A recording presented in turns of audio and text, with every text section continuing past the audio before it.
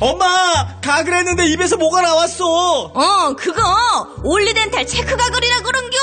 지금 쓰고 있는 가글 사용 후 확인해 보셨나요? 무색소, 무알콜, 무계면 활성제의 올리덴탈 체크 가글은 쉽게 나온 입안의 이물질을 눈으로 확인할 수 있습니다. 딴지마켓에서 판매 중입니다. 와, 잘 잤다.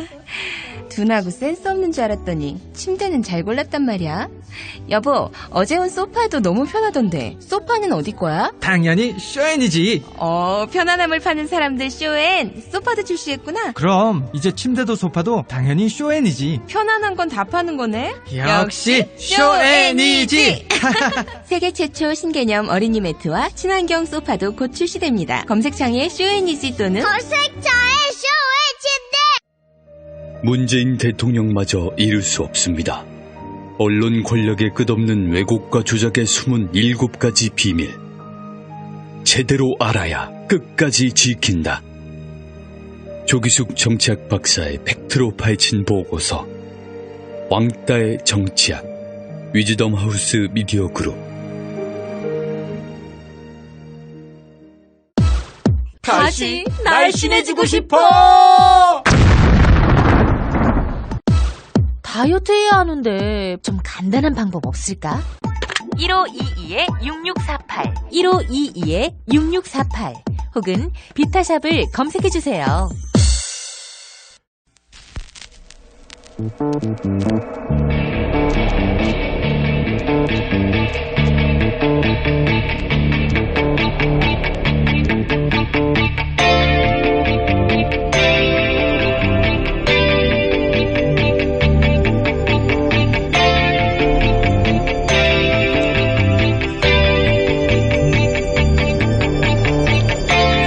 안녕하세요, 김호준입니다.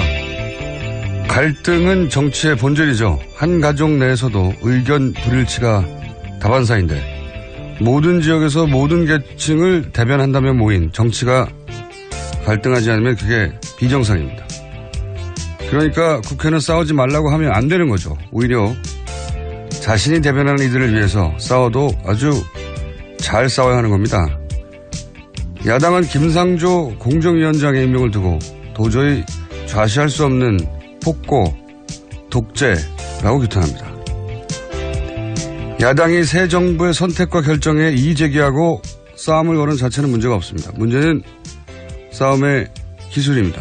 싸워도 아주 잘 싸워야 국민들도 그 갈등이 드러내고자 하는 가치가 뭔지 파악하고 응원도 하고 하는 거죠.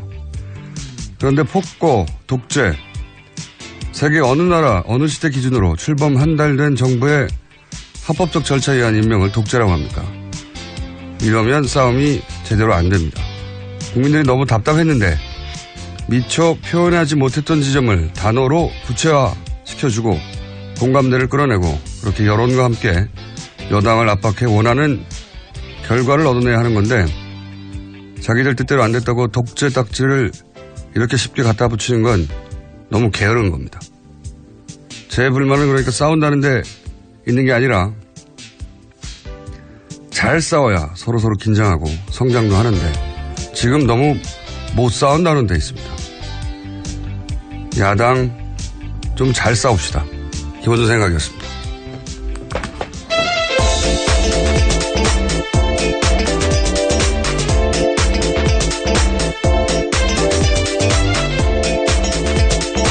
시사인의 문제입니다. 네. 김상조 공정거래위원장 임명. 예. 당연히 반발하겠죠. 이게 첫 뉴스겠죠? 네, 어제 문재인 대통령이 김상조 후보자를 공정거래위원장으로 임명했습니다. 야당의 반대 속에서 전격 임명한 겁니다. 청와대는 국민 눈높이의 검증을 이미 통과했다. 임명 이후 이렇게 밝혔습니다. 또 정책 능력이 입증된 데다가 국정 공백을 더 이상은 방치할 수 없다고 덧붙였습니다. 청와대는 김 위원장 임명 사실을 발표하기 전에 야당 지도부에 먼저 알리고 양해 구했다고도 밝혔습니다.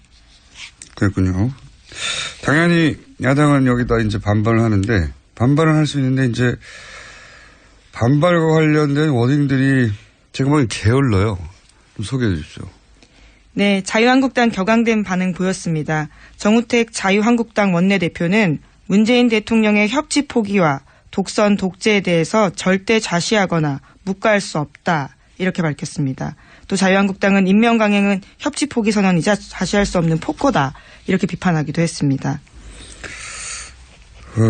원래 국회 보고서 이제 채택하지 않으면 열흘 이내에 다시 청와대에서 국회에 요청을 하죠. 해달라고. 인사청문법에 따르면 그렇습니다. 법이 그래요. 그래도 안 되면 이제 대통령 임명을 하는 건데, 열흘 이내이기 때문에 하루만 시한을 주고 다시 채택해달라고 요구할 수도 있고, 열흘 다 줄 수도 있어요. 근데, 그렇게 해서 채택이 안 되면, 임명을 하는 것이 대통령의 부여된 합법적인 권한이에요. 정당 인사권. 네, 지난 정부에서도 그런 적이 꽤 있었습니다. 꽤 있는 게 아니고 대부분 그렇습니다. 네, 대부분. 채택이 잘 안 돼서요. 채택이 안 되면, 자유한국당이 여당일 때는, 그러니까 이명박 박근혜 시절에 채택 안 된 사람들 중에 된 사람, 인사를 결국 한 사람이 27명이에요. 예. 이명박 대통령 시절에는 단 한 명도 보고서 불채택으로 낙마한 인사가 없고, 박근혜 대통령 때도 10명이 채택 없이 그냥 임명됐습니다. 네. 그러니까 자유한국당의 지금 논조에 따르면 10년 내내 독재를 한 거예요. 폭거, 예. 네, 폭거랑. 예. 근데 첫 번째 인사부터 독재라고 단어를 세게 한다고 저절로 이게 이제 설득력을 얻는 게 아닌데 저는 이게 지적으로 정치적으로 대단히 게으른 워딩이라고 봅니다. 적당한 어휘를 찾지 못했다고. 만약 이걸 독재라고 하려면 대통령은 야당이 허락하지 않는 어떤 인사도 해서는 안 된다고 법부터 바꿔야 되는 거죠. 예. 그런 법이 없어요, 지금. 지금 제도는 이제 청와대가 이 사람을 봐달라고 국회에 부탁을 하고 국회는 검증을 하고 보고서를 통해서 국회가 대변하는 민의를 이제 대통령에 전달하고 대통령이 합법적 권한이긴 하지만 민의가 그렇다면 고민을 하고 이렇게 절차를 만들어준 거죠, 중간에.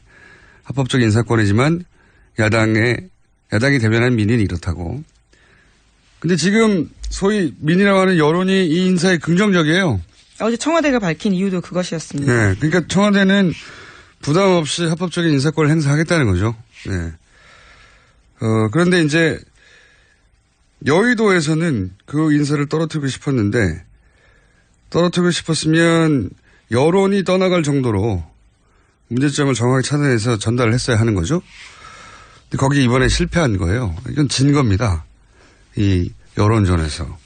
그러면 이제 인정해야 되는 거예요. 독재라고 할 게 아니라. 어쨌든 이걸 첫 번째 본인들이 낙마시키고 싶었던 인사를 낙마시키지 못했다고 독재라고 규정하는 것은 게으른 거라고 봅니다. 저는. 이렇게 해가지고 싸움이 안 돼요. 실망입니다. 야당의 싸움 실력에. 자, 다음 수는요. 네, 더 큰 내가 남아 있습니다. 강경화 외교부 장관 후보자 임명 여부인데 김상조 위원장과 달리 강 후보자는 야3당 모두 지명 철회까지 요구하고 있는 만큼 1차 시한은 오늘까지 청문 보고서 채택 가능성이 사실상 없습니다. 그렇죠. 예. 이제 김희수 헌재 소장 후보자가 문제죠. 이 헌재 소장 자리는 표결 처리를 반드시 거쳐야 되기 때문에 야3당 입장에서 특히 자유한국당 입장에서는 절대 이 김희수 헌재 소장 표결에 참여를 하지 않거나 참여하더라도 반대표를 던질 게 분명하고. 네, 이미 그 의사는 아주 확실하게 밝혔는데요. 예. 문제는 국민의당이 어떤 스탠스를 취한 따라서 결과가 달라질 것으로 보입니다. 그렇죠. 예. 김희수 헌재 소장에게 불똥이 튀게 생겼습니다. 왜냐면은 강경화 후보도 지금 이 추세면 임명을 그냥 할 가능성이 거의 100%에 가까운 것 같고요. 예. 엉뚱하게 김희수 헌재 소장이 낙마할 수도 있겠습니다. 표결에 따라서. 자, 다음 뉴스는요? 네, 자유한국당과 국민의당, 바른정당은 어제 정부 추경안 반대에 합의했습니다. 추경을 통해서 공무원을 늘리는 것은 법정 추경 요건에 해당하지 않기 때문에 동의할 수 없다라는 건데요. 앞서 국민의당과 바른정당은 그제 일단 추경안 심사에 동의하는 걸로 알려졌었는데 두 당은 어제 추경안 심사에 합의해 준 적이 없고 추경안 처리 의사 일정을 거부하지 않겠다는 뜻을 전한 것뿐이라고 주장했습니다. 그러니까 합의를 한 게 아니라 논의를 같이 해보겠다. 예, 그렇지만 공무원을 늘리는 것은 우리가 동의할 수 없다. 이렇게 한 게 국민의당 바른정당이고 자유한국당은 여기에 아예 참여하지 않겠다. 이런 거죠. 예, 추경도 뭐 쉽지는 않겠습니다. 쉽진 않겠는데 이것도 결국 국민들이 어떻게 여기에 반응하느냐에 달려있겠죠. 야당은 추경 관련해서 본인들이 심의에 참여해서 동의하지 않는 부분을 걸러내겠다고 하는 건 뭐 당연한 거죠. 예. 자유한국당은 아예 참여하지 않겠다. 이게 자유한국당에 도움이 될지는 모르겠네요. 네, 어제 대통령이 국회 상임위원장 청와대로 초청해서 식사 자리도 마련했었는데 자유한국당은 여기에도 아예 불참했습니다. 가장 강력한 그 저항으로 제1야당의 힘을 보여주겠다는 건데 이 전략이 성공적인지는 모르겠어요. 지금까지는. 예. 설득력이 대중적으로 그렇게 있는지. 이 전략을 현 지도부가 잡은 걸 텐데 자유한국당은 어쨌든 불참합니다. 아예. 사실상 거의 모든 국회 일정이 불참하겠다는 거고 마찬가지네요. 네. 네, 지금 그런 상황입니다. 알겠습니다. 다음 뉴스는요? 네, 문재인 대통령의 첫 정상회담 일정이 공개됐습니다. 오는 28일 한미 정상회담을 위해서 미국 워싱턴으로 출국합니다. 29일에서 30일은 도널드 트럼프 미 대통령과 정상회담 공식 일정 소화합니다. 다음 달 1일 귀국길에 오르는 3박 5일간의 일정입니다. 드디어 만나는군요. 굉장히 뭐랄까요. 흥미진진한 만남입니다. 트럼프 대통령이라는 인물이 역대급 인물 아니겠습니까? 미국 그리고 이제 최근에 미국 언론이 트럼프 대통령을 향해서 비꼬는 것 중에 하나가 뭐냐면 트럼프 대통령의 가장 중요한 관심사는 트럼프 자신이라고. 아무래도 지금 탄핵 이야기까지 나오고 있으니까요. 뭐 그렇게 해석할 수도 있는데 미국 언론이 이렇게 표현한 이유는 자기를 칭찬해 준 걸 그렇게 좋아한다고. 자기애가 넘쳐서요. 네, 자기 얘기만 하는 것을 좋아한다. 예. 네, 강요들과 모여서도 자기 얘기를 한다고. 국정을 논하는 게 아니라 어떤 모습이 나올지 굉장히 궁금합니다. 네. 어쨌든 문재인 정부도 어떤 포인트로 준비해야 될지 굉장히 고민이 많을 것 같습니다. 그러니까 일반적인 외교 관례는 뭐 표준 프로토콜이 정해져 있는데 저는 트럼프 대통령을 상대할 때 어떻게 상대하는 게 좋을지 전략적으로 연구가 많이 필요한 것 같아요. 마크롱 같은 경우는 악수를 세게 하는 것으로 네, 그렇죠. 기사를 제압한 생각해보면 굉장히 유치한 거거든요. 원래 남자들이 유치해요. 대통령이 돼봤자. 근데 양국의 유럽의 강대국과 세계 최강대국이 만나가지고 대통령이 처음 만나서 세계 언론 톱을 장식한 게 악수를 누가 더 힘 세게 주고 했다. 이게 막 유치하게 짝이 없는데. 굉장히 원초적인 뉴스였죠.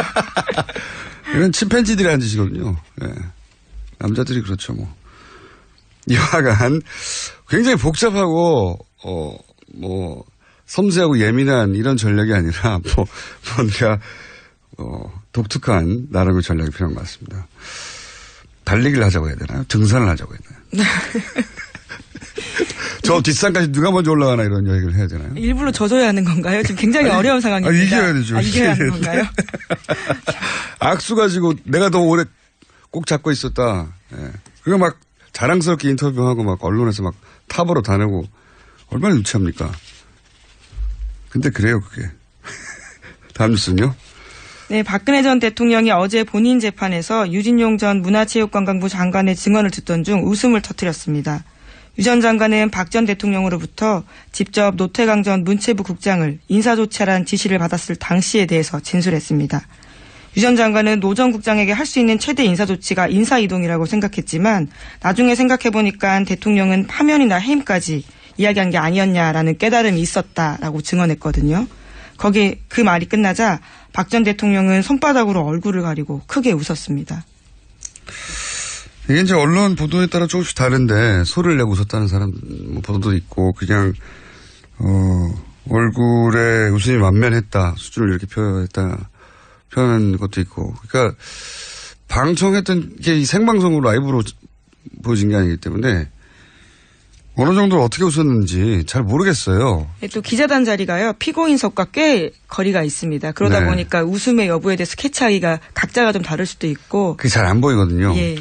잘 안 보이기도 하고 그리고 이 재판이 진행되면 기자들은 받아치느라고 그렇죠. 정신이 없어요. 그래서 어쨌든 웃긴 웃었다는 거. 예, 공통된 기사는 그겁니다. 웃긴 웃었다는 거 같고 또 웃은 게 한 번이 아니라는 거죠. 또 웃었다는 거죠. 네.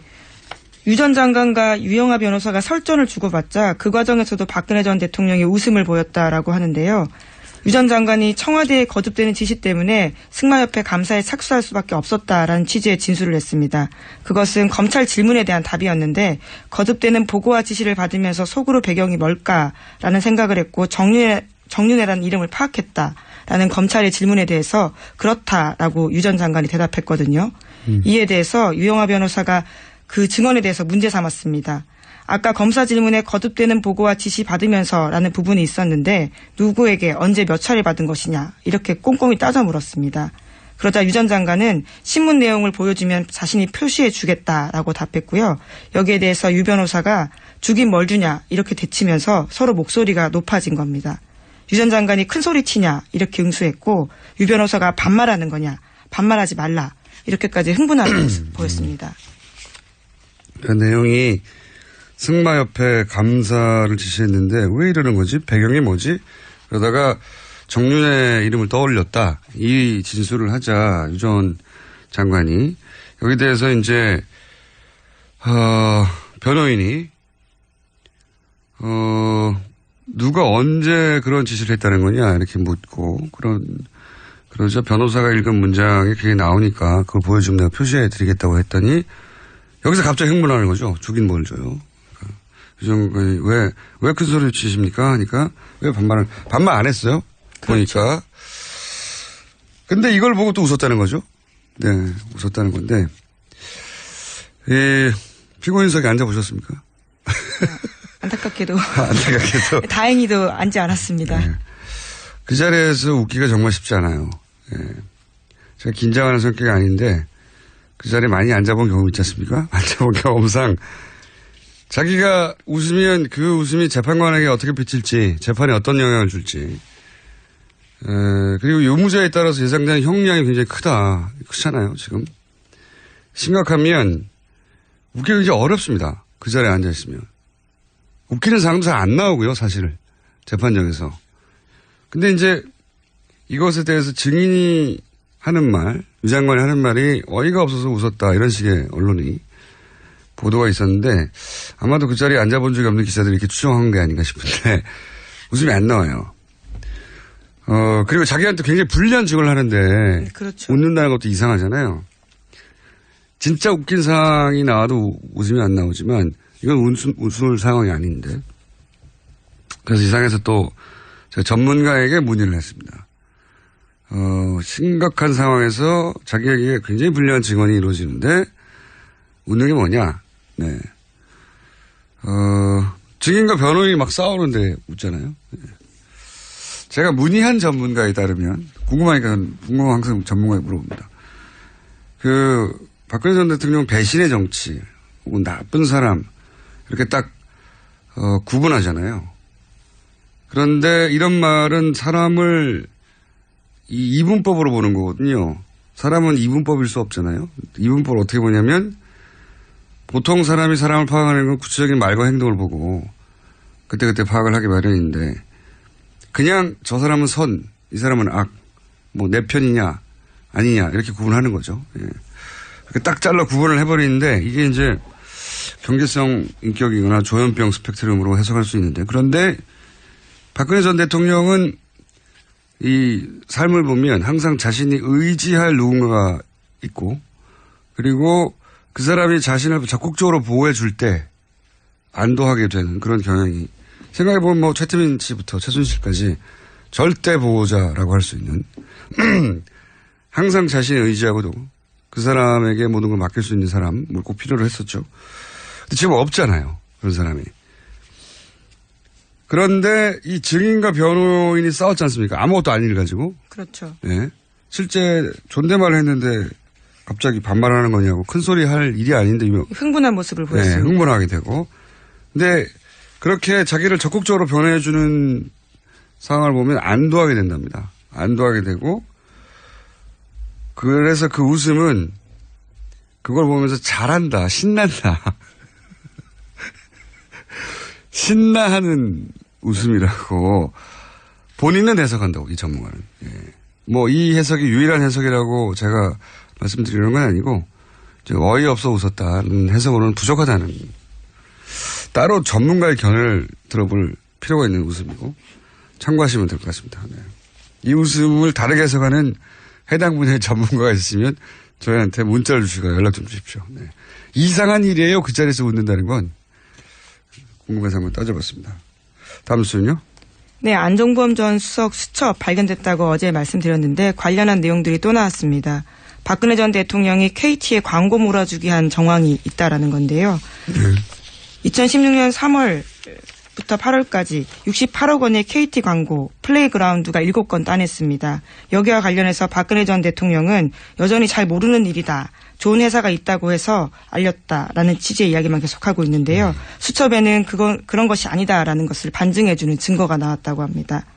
2016년 6월 14일자 VIP 지시사항인데 여기에는 이동수 광고 받아주기 점검이라고 쓰여 있다고 합니다. 또 플레이그라운드 한쪽에 몰아준다고 오해 이렇게 쓰여 있다고 합니다.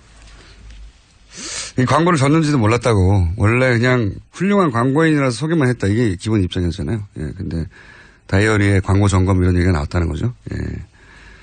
평상시에 훌륭한 인재들을 기업에 여러 번 소개해줬고 그럼 또 일은 하겠어요. 근데 딱 한 번 광고인을 취직시켰는데 세상에 그 훌륭한 광고인이 하필이면 최순실 씨가 아는 딱 두 사람인가 아니겠습니까? 예.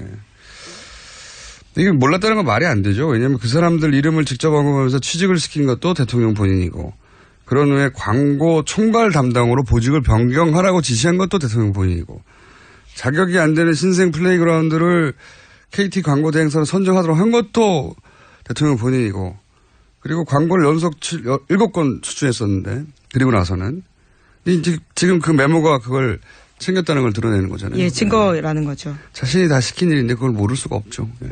근데 이제 모른다고 일단 부인해 왔는데 또 종범실록에 의해서 그게 아니라는 게 밝혀지고 있군요. 재판 과정에서 재미있는 기록들이 많이 나오네요. 네.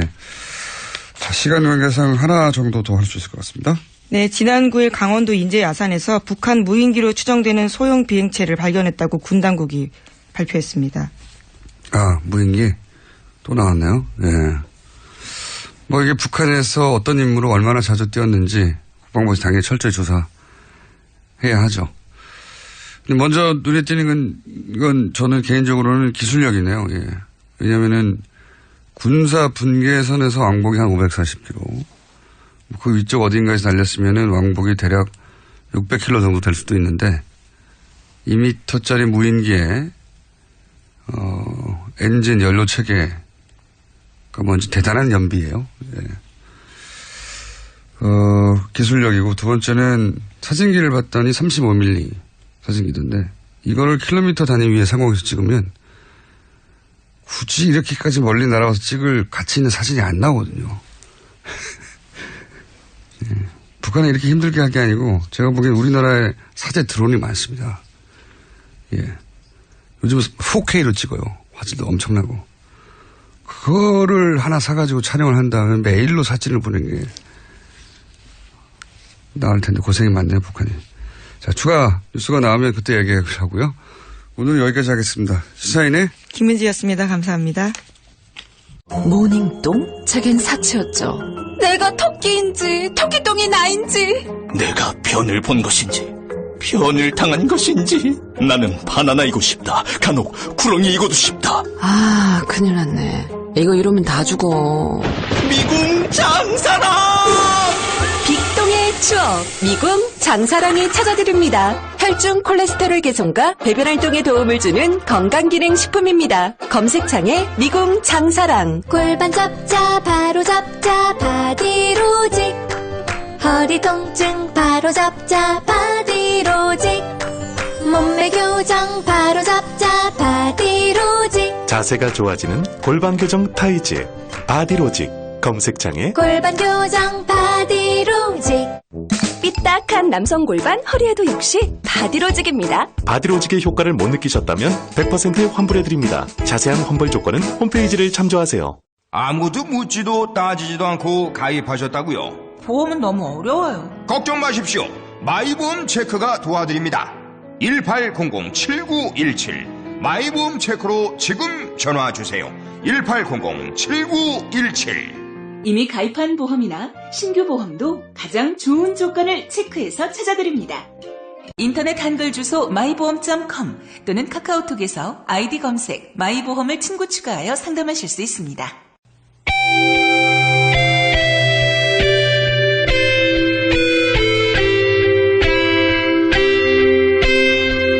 항상 나라를 생각합니다. 이혜훈의 나라 걱정.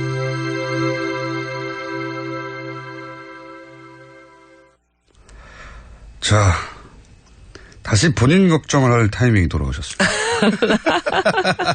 정말 돌고 도네요. 이 의원님 나오셨습니다. 안녕하십니까? 네, 안녕하세요. 네.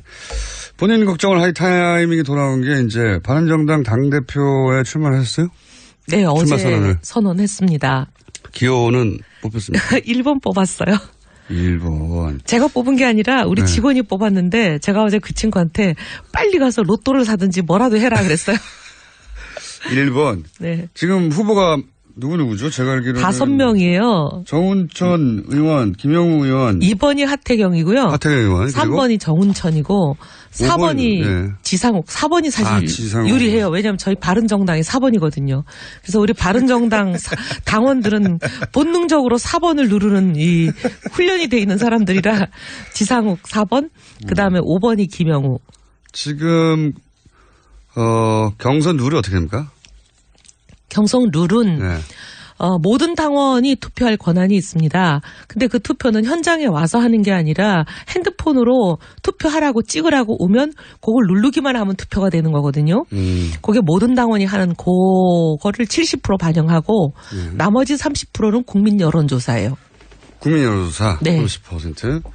국민 여론조사 물론 뭐 당연히 70% 가장 중요했지만 국민 여론조사가 있는 만큼 인지도나 일반 여론 지지도가 있는 분이 유리하겠네요. 네, 아무래도. 좀 그런 면이 있습니다. 그런 면에서는 정운천 의원은 대중적 인지도가 좀 낮은 편이고, 그죠? 아, 잘 모르시는구나.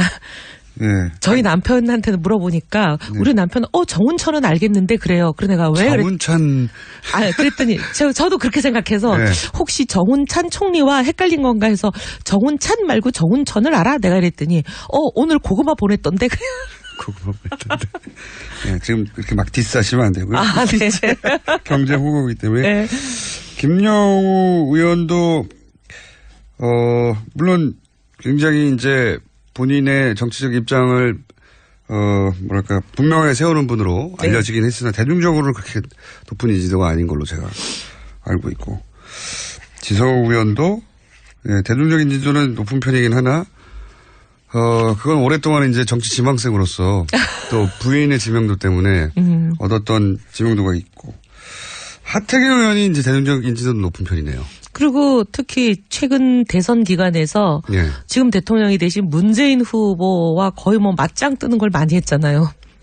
예, 그렇죠. 문제 제기를 많이 했고 언론을 많이 탔고 대중 인터뷰도 언론 인터뷰도 많이 했기 때문에 그렇지만 이혜훈 의원만큼 지금 언론 노출이 많은 의원이 좀 없지 않습니까?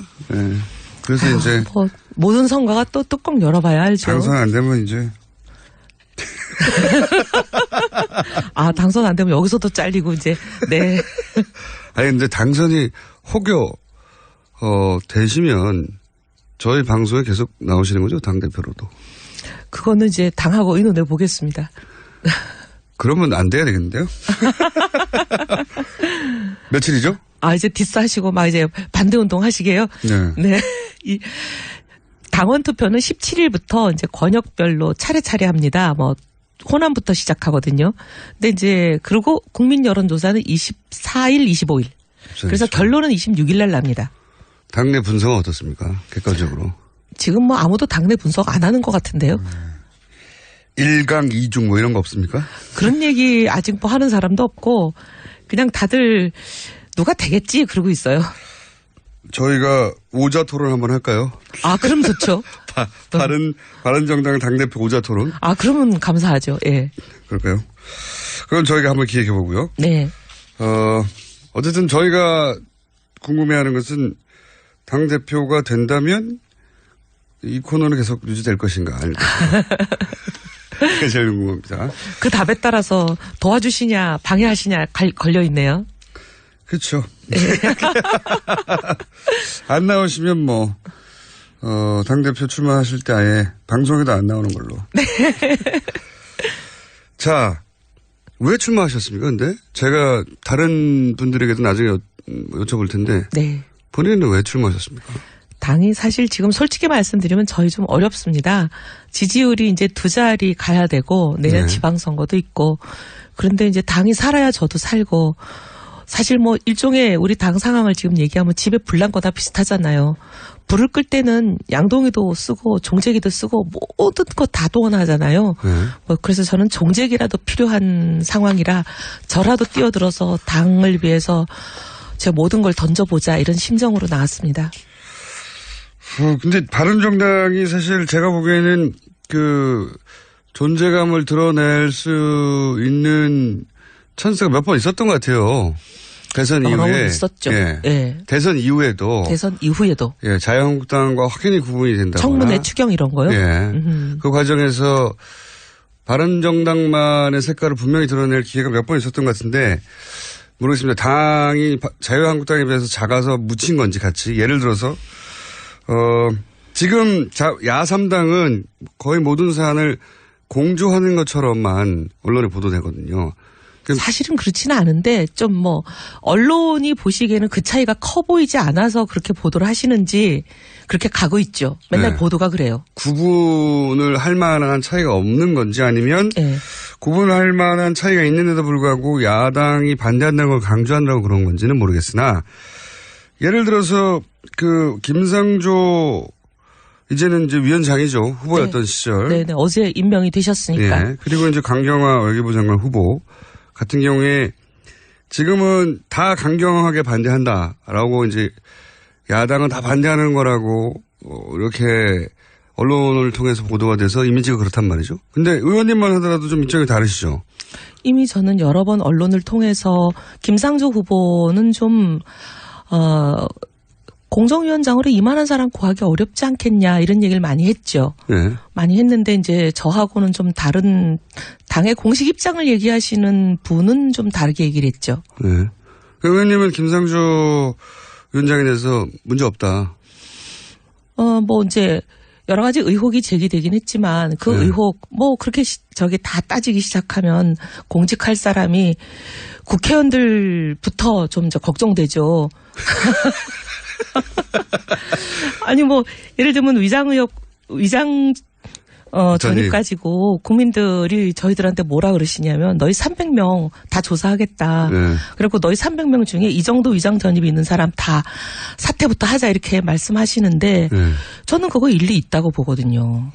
그리고 이제 김상조 사실 이제 지금 위원장의 그 여러 가지 위장 전입에 대해서 말씀하시는 부분이 해명이 되는 부분도 있고 또 뭐 그렇죠. 네.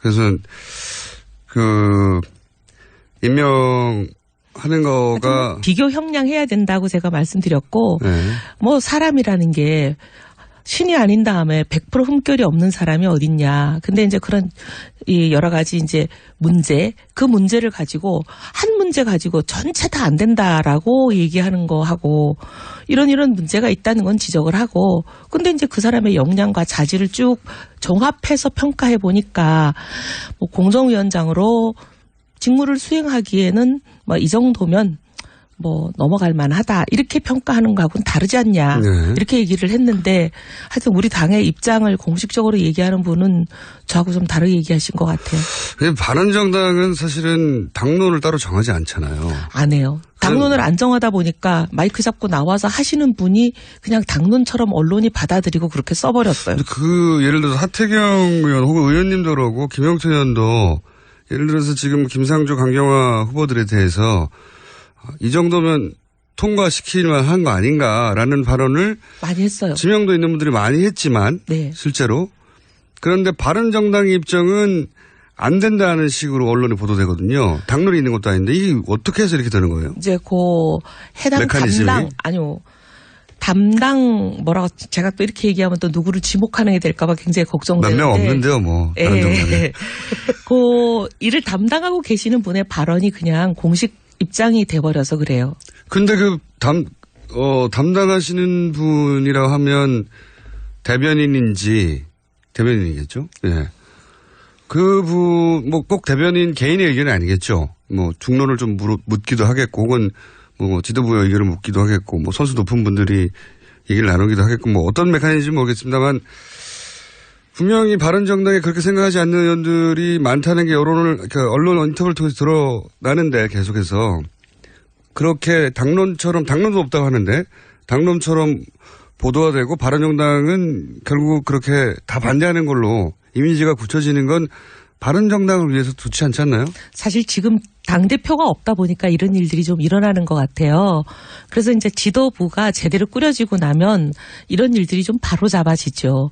왜냐하면 이제 당직을 맡은 사람들이 이제 개별 당직을 맡은 사람이 A, B, C, D 있으면 이분들이 각자 자기가 맡은 일에 대해서 자기 의견을 막 얘기하는데, 이게 당 전체에 어떻게 보면 조율되거나 또는 전체 다수의 의견이 아닌 것들이 막 나갈 때도 누군가 있어요? 이거를 그런 경우가 지금 굉장히 많잖아요. 근데 이제 이거를 누군가가 소위 말하면 이제 대장이 있어가지고 조율하고 통제하고 대장이 조율하고 그다음에 이거는 다수 의견이 아니다. 다수 의견은 이거다. 이렇게 정리하고 할 역할을 하는 대장이 지금 없잖아요.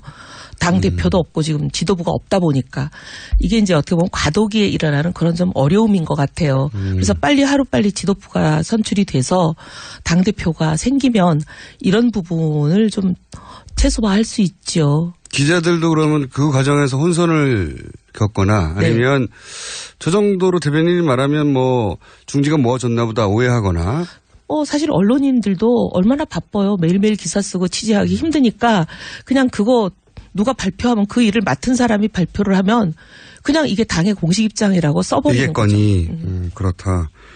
그럼 개인적으로 강경화 후보에 대해서는 어떻게 생각하십니까? 제가 이제 지난 여러 번 많은 언론을 통해서 말씀드렸는데 저는 일단 최초의 외무장관으로 내정된 사람이 낙마하면 정말 참 가슴 아프고 애석한 일이다. 여성으로서 그런 말씀드렸고, 그다음에 제가 이거 뭐 심증일 뿐이지 제 짐작일 뿐이지 무슨 물증이 있는 건 아닌데, 강경화 후보자는 보니까 주로 외국에 계셨던 것 같고, 그다음에 여러 지인들 얘기를 그분을 잘 아는 여러 지인들 얘기를 들어보면 이 남편 되시는 분이 거의 모든 걸 하신 것 같아요.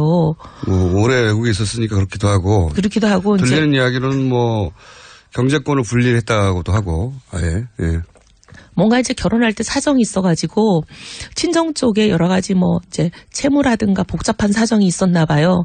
그러니까 이런 게 남편에게 넘어가는 것을 막아주기 위해서 아예 결혼 때부터 이 소위 재정 문제는 구분 계리를 딱 해서 전혀 노타치하는 걸로 그렇게 뭐 돼 있었다라는 소리를 들었어요. 그렇게 말씀하시더군요. 예, 그렇게 되다 보니까 이제 뭐 아무래도 남편이 자기가 번 돈을 갖고 뭘 하는지에 대해서 뭐 관여하지도 않고 알려고도 하지 않고 뭐 그랬다는 소문이 있는데, 그랬다면 저도 이제 일하는 여자의 입장으로서 그런 경우 정말 이해가 되거든요. 그럼 참 상당히 억울하겠다 그런 생각도 들고, 그다음에 이제 어쨌든 간에 유엔에서 사무차장을 하는 그 현직 자리를 내려놓고 오셨는데 조국을 위해 봉사하겠다고. 그런데 그런 사람을 조국은 하자가 있어서 너는 안 되겠어라고 하면 우리가 참 복잡한 상황이 되지 않겠냐.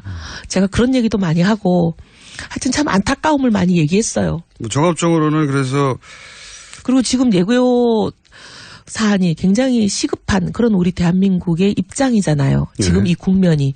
그리고 불과 2주 후면은 한미 정상회담이 있는데 우리로서는 한미 정상회담이 굉장히 우리 국익에 중요한데, 그러면 외교 장관이 없이 이 일을 어떻게 치룰 건가 하는 문제도 고민을 해야 되고, 그러니까 여러 가지 좀 종합적으로 이 문제는 봤으면 좋겠다. 그래서 보고서는 채택되지 않더라도 대통령이 만약에 인사권을 발휘해서 임명한다면 저는 좀 이해가 되는 면이 있어요. 이해가 된다. 근데 이제 제가 당대표 나와가지고 또 이렇게 당에서 담당하시는 분이 공식적으로 얘기한 거와 또 다른 얘기했다고 또 이제 당에서 난리가 날까봐 제가 굉장히 걱정됩니다. 조심스러우시군요. 네, 그건 뭐 제가 알 바 아니고요. 난리 나시길 바라고요. 그렇게 각 바른정당의 개별 의원이 가진 생각과 좀 다른 당론처럼 비춰지는 입장들이 나가기도 하고, 근데 그게 이제 과도기라서 그렇다. 근데 그런 과도기라는 점 때문에 그런 이미지로, 그러니까 야3당은 다 공주해서 다 일일이 모든 걸 반대한다는 식으로 비춰지는 게 바른정당에는 도움이 안 되는 것 같아요, 지금. 예. 그러니까 일종의 오케스트라를 치면 지금 지휘자가 없는 거죠. 그래서 막 바이올린이 자기 맘대로 소리 내고 막 첼로도 지금 연습하는 그런 상황이야, 징징거리. 왜냐면은 지금 예를 들어서 김성조 위원장을 임명했더니 어제. 네. 사실은 이명박 박근혜 정권 때도 채택 안 되면 거의 다 임명했거든요, 그냥. 아니, 뭐 그랬죠. 절차적인. 기억나죠. 예. 그 농림수산부 장관 바로 최순실 국정농단 바로 직전에 그분 때문에 이 난리까지 온 계기도 됐잖아요. 네. 경찰청장도 뭐 음주운전 때문에 네, 문제가 됐었죠. 문제가 됐었는데 바로 다음 날 그냥 임명했어요. 네. 했는데 그런데 이제 이 첫 번째 인사에 대해서 임명하자 바로 대통령이 절차적으로 보장된 첫 번째 권한인데 마치 채택하지 않는 것이 국회의 권한인 듯 그러면서 임명하는 것도 대통령의 권한이란 말이죠. 그 권한을 썼더니 자유한국당하고 바른정당에 나온 워딩이 뭐냐면 독재였어요. 독재? 네. 바른정당이 독재라고. 독재 찾아보십시오. 독재라는 단어 등장했어요. 제가 그래서 네. 너무 게으르다.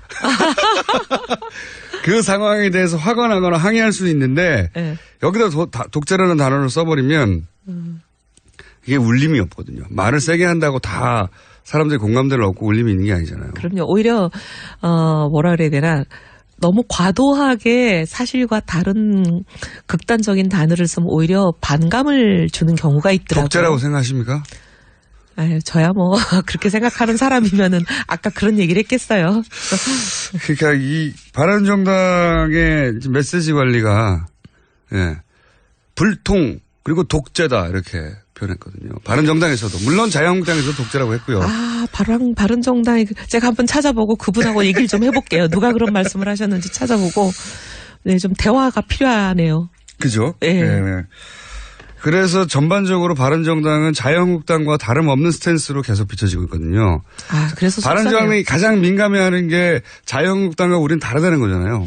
그래서 제가 지금 좀 당대표 출마해보려고 마음도 먹었어요. 왜냐하면 이게 낡은 보수와 얼마나 우리가 다른가 확연히 결별했다라는 것을 국민들께 좀 말씀도 드리고 그리고 우리 방향도 그쪽으로 좀 가려고요. 낡은 보수라는 거는 보면 무조건 반대를 위한 반대 그다음에 진영 정치에 매몰이 돼가지고 진영밖에는 관심이 없잖아요. 대한민국보단 진영에 더 관심이 있는 거 아니에요? 그래서 그런 거 우리는 안 한다.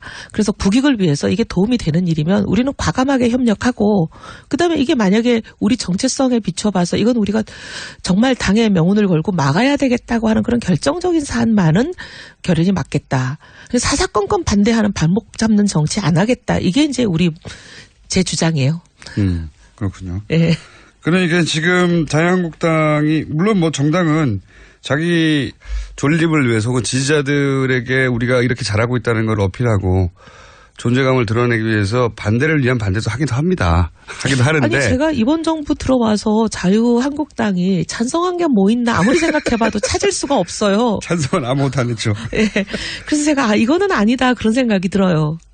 그래서 반대를 위한 반대라고 표현하신 건데. 네. 근데 말씀하신 대로 반대를 위한 반대를 기술적으로 전략적으로 할 때도 있지만 내내 그것만 하면 안 되잖아요. 네. 네. 근데 지금 이미지는 내내 그렇게만 하고 있다는 이미지가 점점 강화되고 있는 와운데 바른정당도 다른 게 없다라고 이제. 오늘 논평은 그렇지만 추경 같은 것만 하더라도 자유한국당은 아예 심사조차를 안 하겠다고 거부했지만 저희는 심사 합의했어요. 이런 것도 다르죠. 다릅니까? 네. 그래요. 그게 다른 뉴스로 처음에 나왔는데 이게 보세요. 메시지가 얼마나 혼란스러웠냐면 시정연설을 하는 날 자유한국당은 아예 그 차담회에 가지 않았고 우리는 추경 자체 논의를 거부한다. 그렇지만 나머지 국민의당과 바른정당은 논의를 하겠고 시민을 하겠다는데 동의했다. 입장이 달라진 거죠. 그런데 그 다음 날 무슨 말인지 알아요. 그 다음날 다시 아니다. 야3당은 추경에 반대한다라는 워딩으로 또 나왔거든요. 그게 이제 이래요. 어떻게 된 겁니까, 이 사정이? 시정연설 하시는 날, 대통령께서 하시는 날, 그러니까 우리는 심사에 참여한다라고 했던 거는 이제 담당자 A예요, A. 담당자 A. 죄송합니다. 제가 실명을 말씀 못 드리는 거를. 담당자 A. 예. 네. 그랬는데 그 다음 날 아니다. 우리가 이게 추경 요건에 맞지 않다는 야당의 입장, 소위 예. 야3당이 똑같은 생각이다. 추경 요건에 맞지 예. 않다는 생각. 요거를 발표한 사람은 담당자 B예요. 사람마다 이렇게 자꾸 말이 달라가지고. 아니, 그러면 이래. 완전 입장이 다른 거잖아요. 아니죠. 제가 그래서 그 B한테 놀래가지고 우리가 어제 심사에 참여한다고 언론에 타 발표했는데 네. 그래서 자유당과 바른정당은 확연히 입장 차이를 보였다. 이게 어제 네. 다 뉴스였는데 아니 오늘 이게 뭔가요? 하고 제가 어제 전화를 다시 B에게 했어요. 네. 근데 이분이 그렇게 전화를 안 받으셔 어제 하루 종일 통화를 해갖고 겨우 통화가 됐는데 그분의 말씀은 뭐냐면 두 개가 안 달라. 안 다르다? 안 다르라. 심사는 참여해. 그런데 근데 요건에 안 맞다는 뜻이지. 이거예요. 심사, 그러니까 요건에는 안 맞지만 심사에는 참여해가지고 네. 일일이 따져보겠다. 네네네. 그러니까 두 개가 다른 이야기가 아니다. 네. 이게 메시지 관리가 안 되는 거예요. 그러니까 이게 이제 오케스트라의 지휘자가 없어서 그러니까 2월 말까지만 좀 양해를 부탁드립니다. 야3당이 다 반대했다는 메시지가 그 다음날 나온 것이고 그 전날에는 자유한국당만 아예 반대했다. 이렇게 메시지가 나왔거든요. 네. 그 B 담당자의 이야기가 틀린 이야기는 아닌데. 네. 그러니까 굉장히 국민들한테 오해를 사기에 오해를 살 소지가 있는 거죠. 소지가 있는 게 아니고 오해 덩어리입니다, 이게. 그래서 제가 아까부터 말씀드리지만 이게 지금 지휘자가 없다 보니까 이렇게 막 메시지 관리가 안 되고 있다. 예, 국민들이 혼란스러우실 것 같은데 너무 죄송한 말씀 드리고요. 저희가 어쨌든 빨리 이 지휘자를 뽑아서 이게 이제 어떻게 보면은 그러니까 조화롭게 국민들이 혼란스럽지 않게 화음을 내겠습니다. 메시지 관리가 안 되면 예. 정체성이 정립이 안 되는 예, 거거든요. 화음을 낼게요. 사람들이 바른정당 안에 들어가서 바른정당에 있는 의원들 다 만난 다음에 바른정당은 이런 뜻이구나 하고 이해할 수 없잖아요. 아무도 그렇게 안 해주세요. 그러니까요. 심지어 언론도 그렇게 안 하는데 어느 국민이 그렇게 하겠어요. 바른정당 의원들끼리도 그렇게 못해요. 예, 맞습니다. 그러니까 이제 결국은 그 외부에 나오는 메시지 가지고 판단할 수밖에 없는데 이 메시지가 아주 극단적으로 갈리니까 자꾸 같은 메시지가. 네. 하여튼 뭐 본인이 대표하면 다 없어진다는 한 거죠? 2주 후면은 해결되니까 죄송합니다. 2주만 좀. 이건 어떻습니까?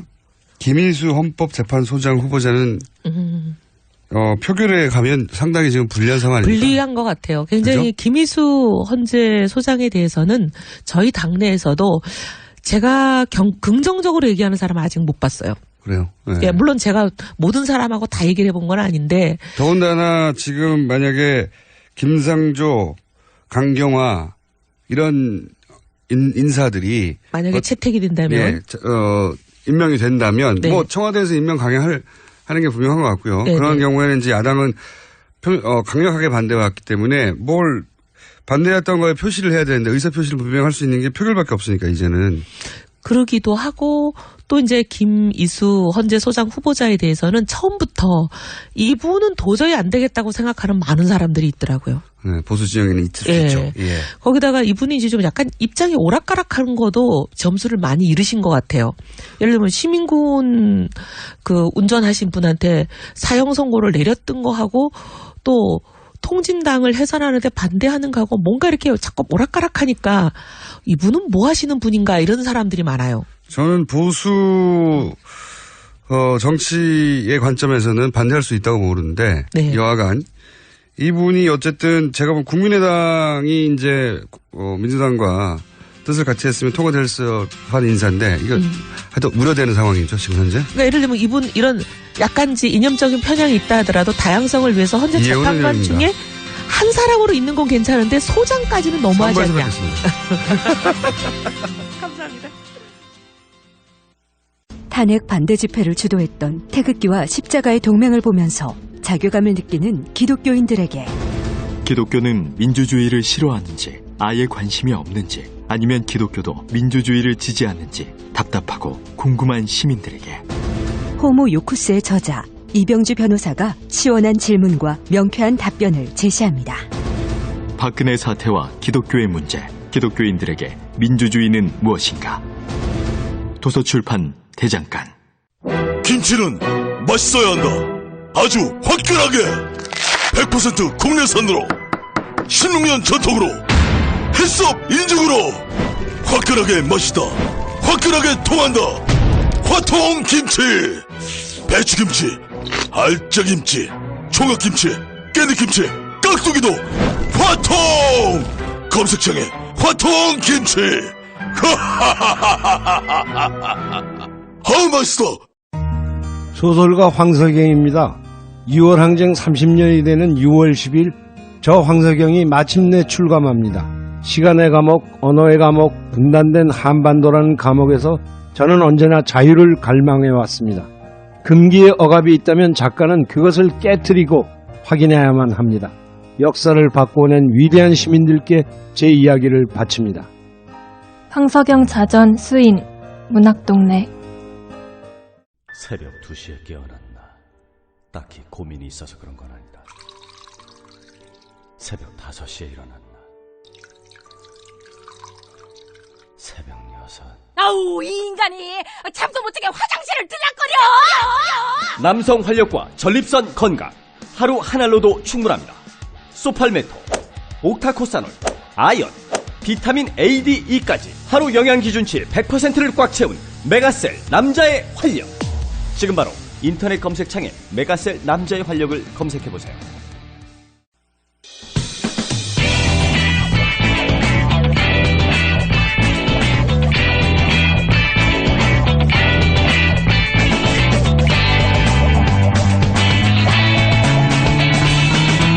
김어준의 뉴스공장.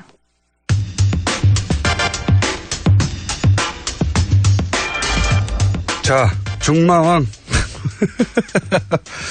대망으로 불러드리려고 했는데 아직 중망 정도까지밖에 못 올라온 양지열 변호사님. 제가 없는 동안 뉴스 공장을 통해서 저를 끊임없이 디스했다는 소리가. 아, 방송을 전혀 안 들으셨군요. 저는 제 방송도 안 듣습니다.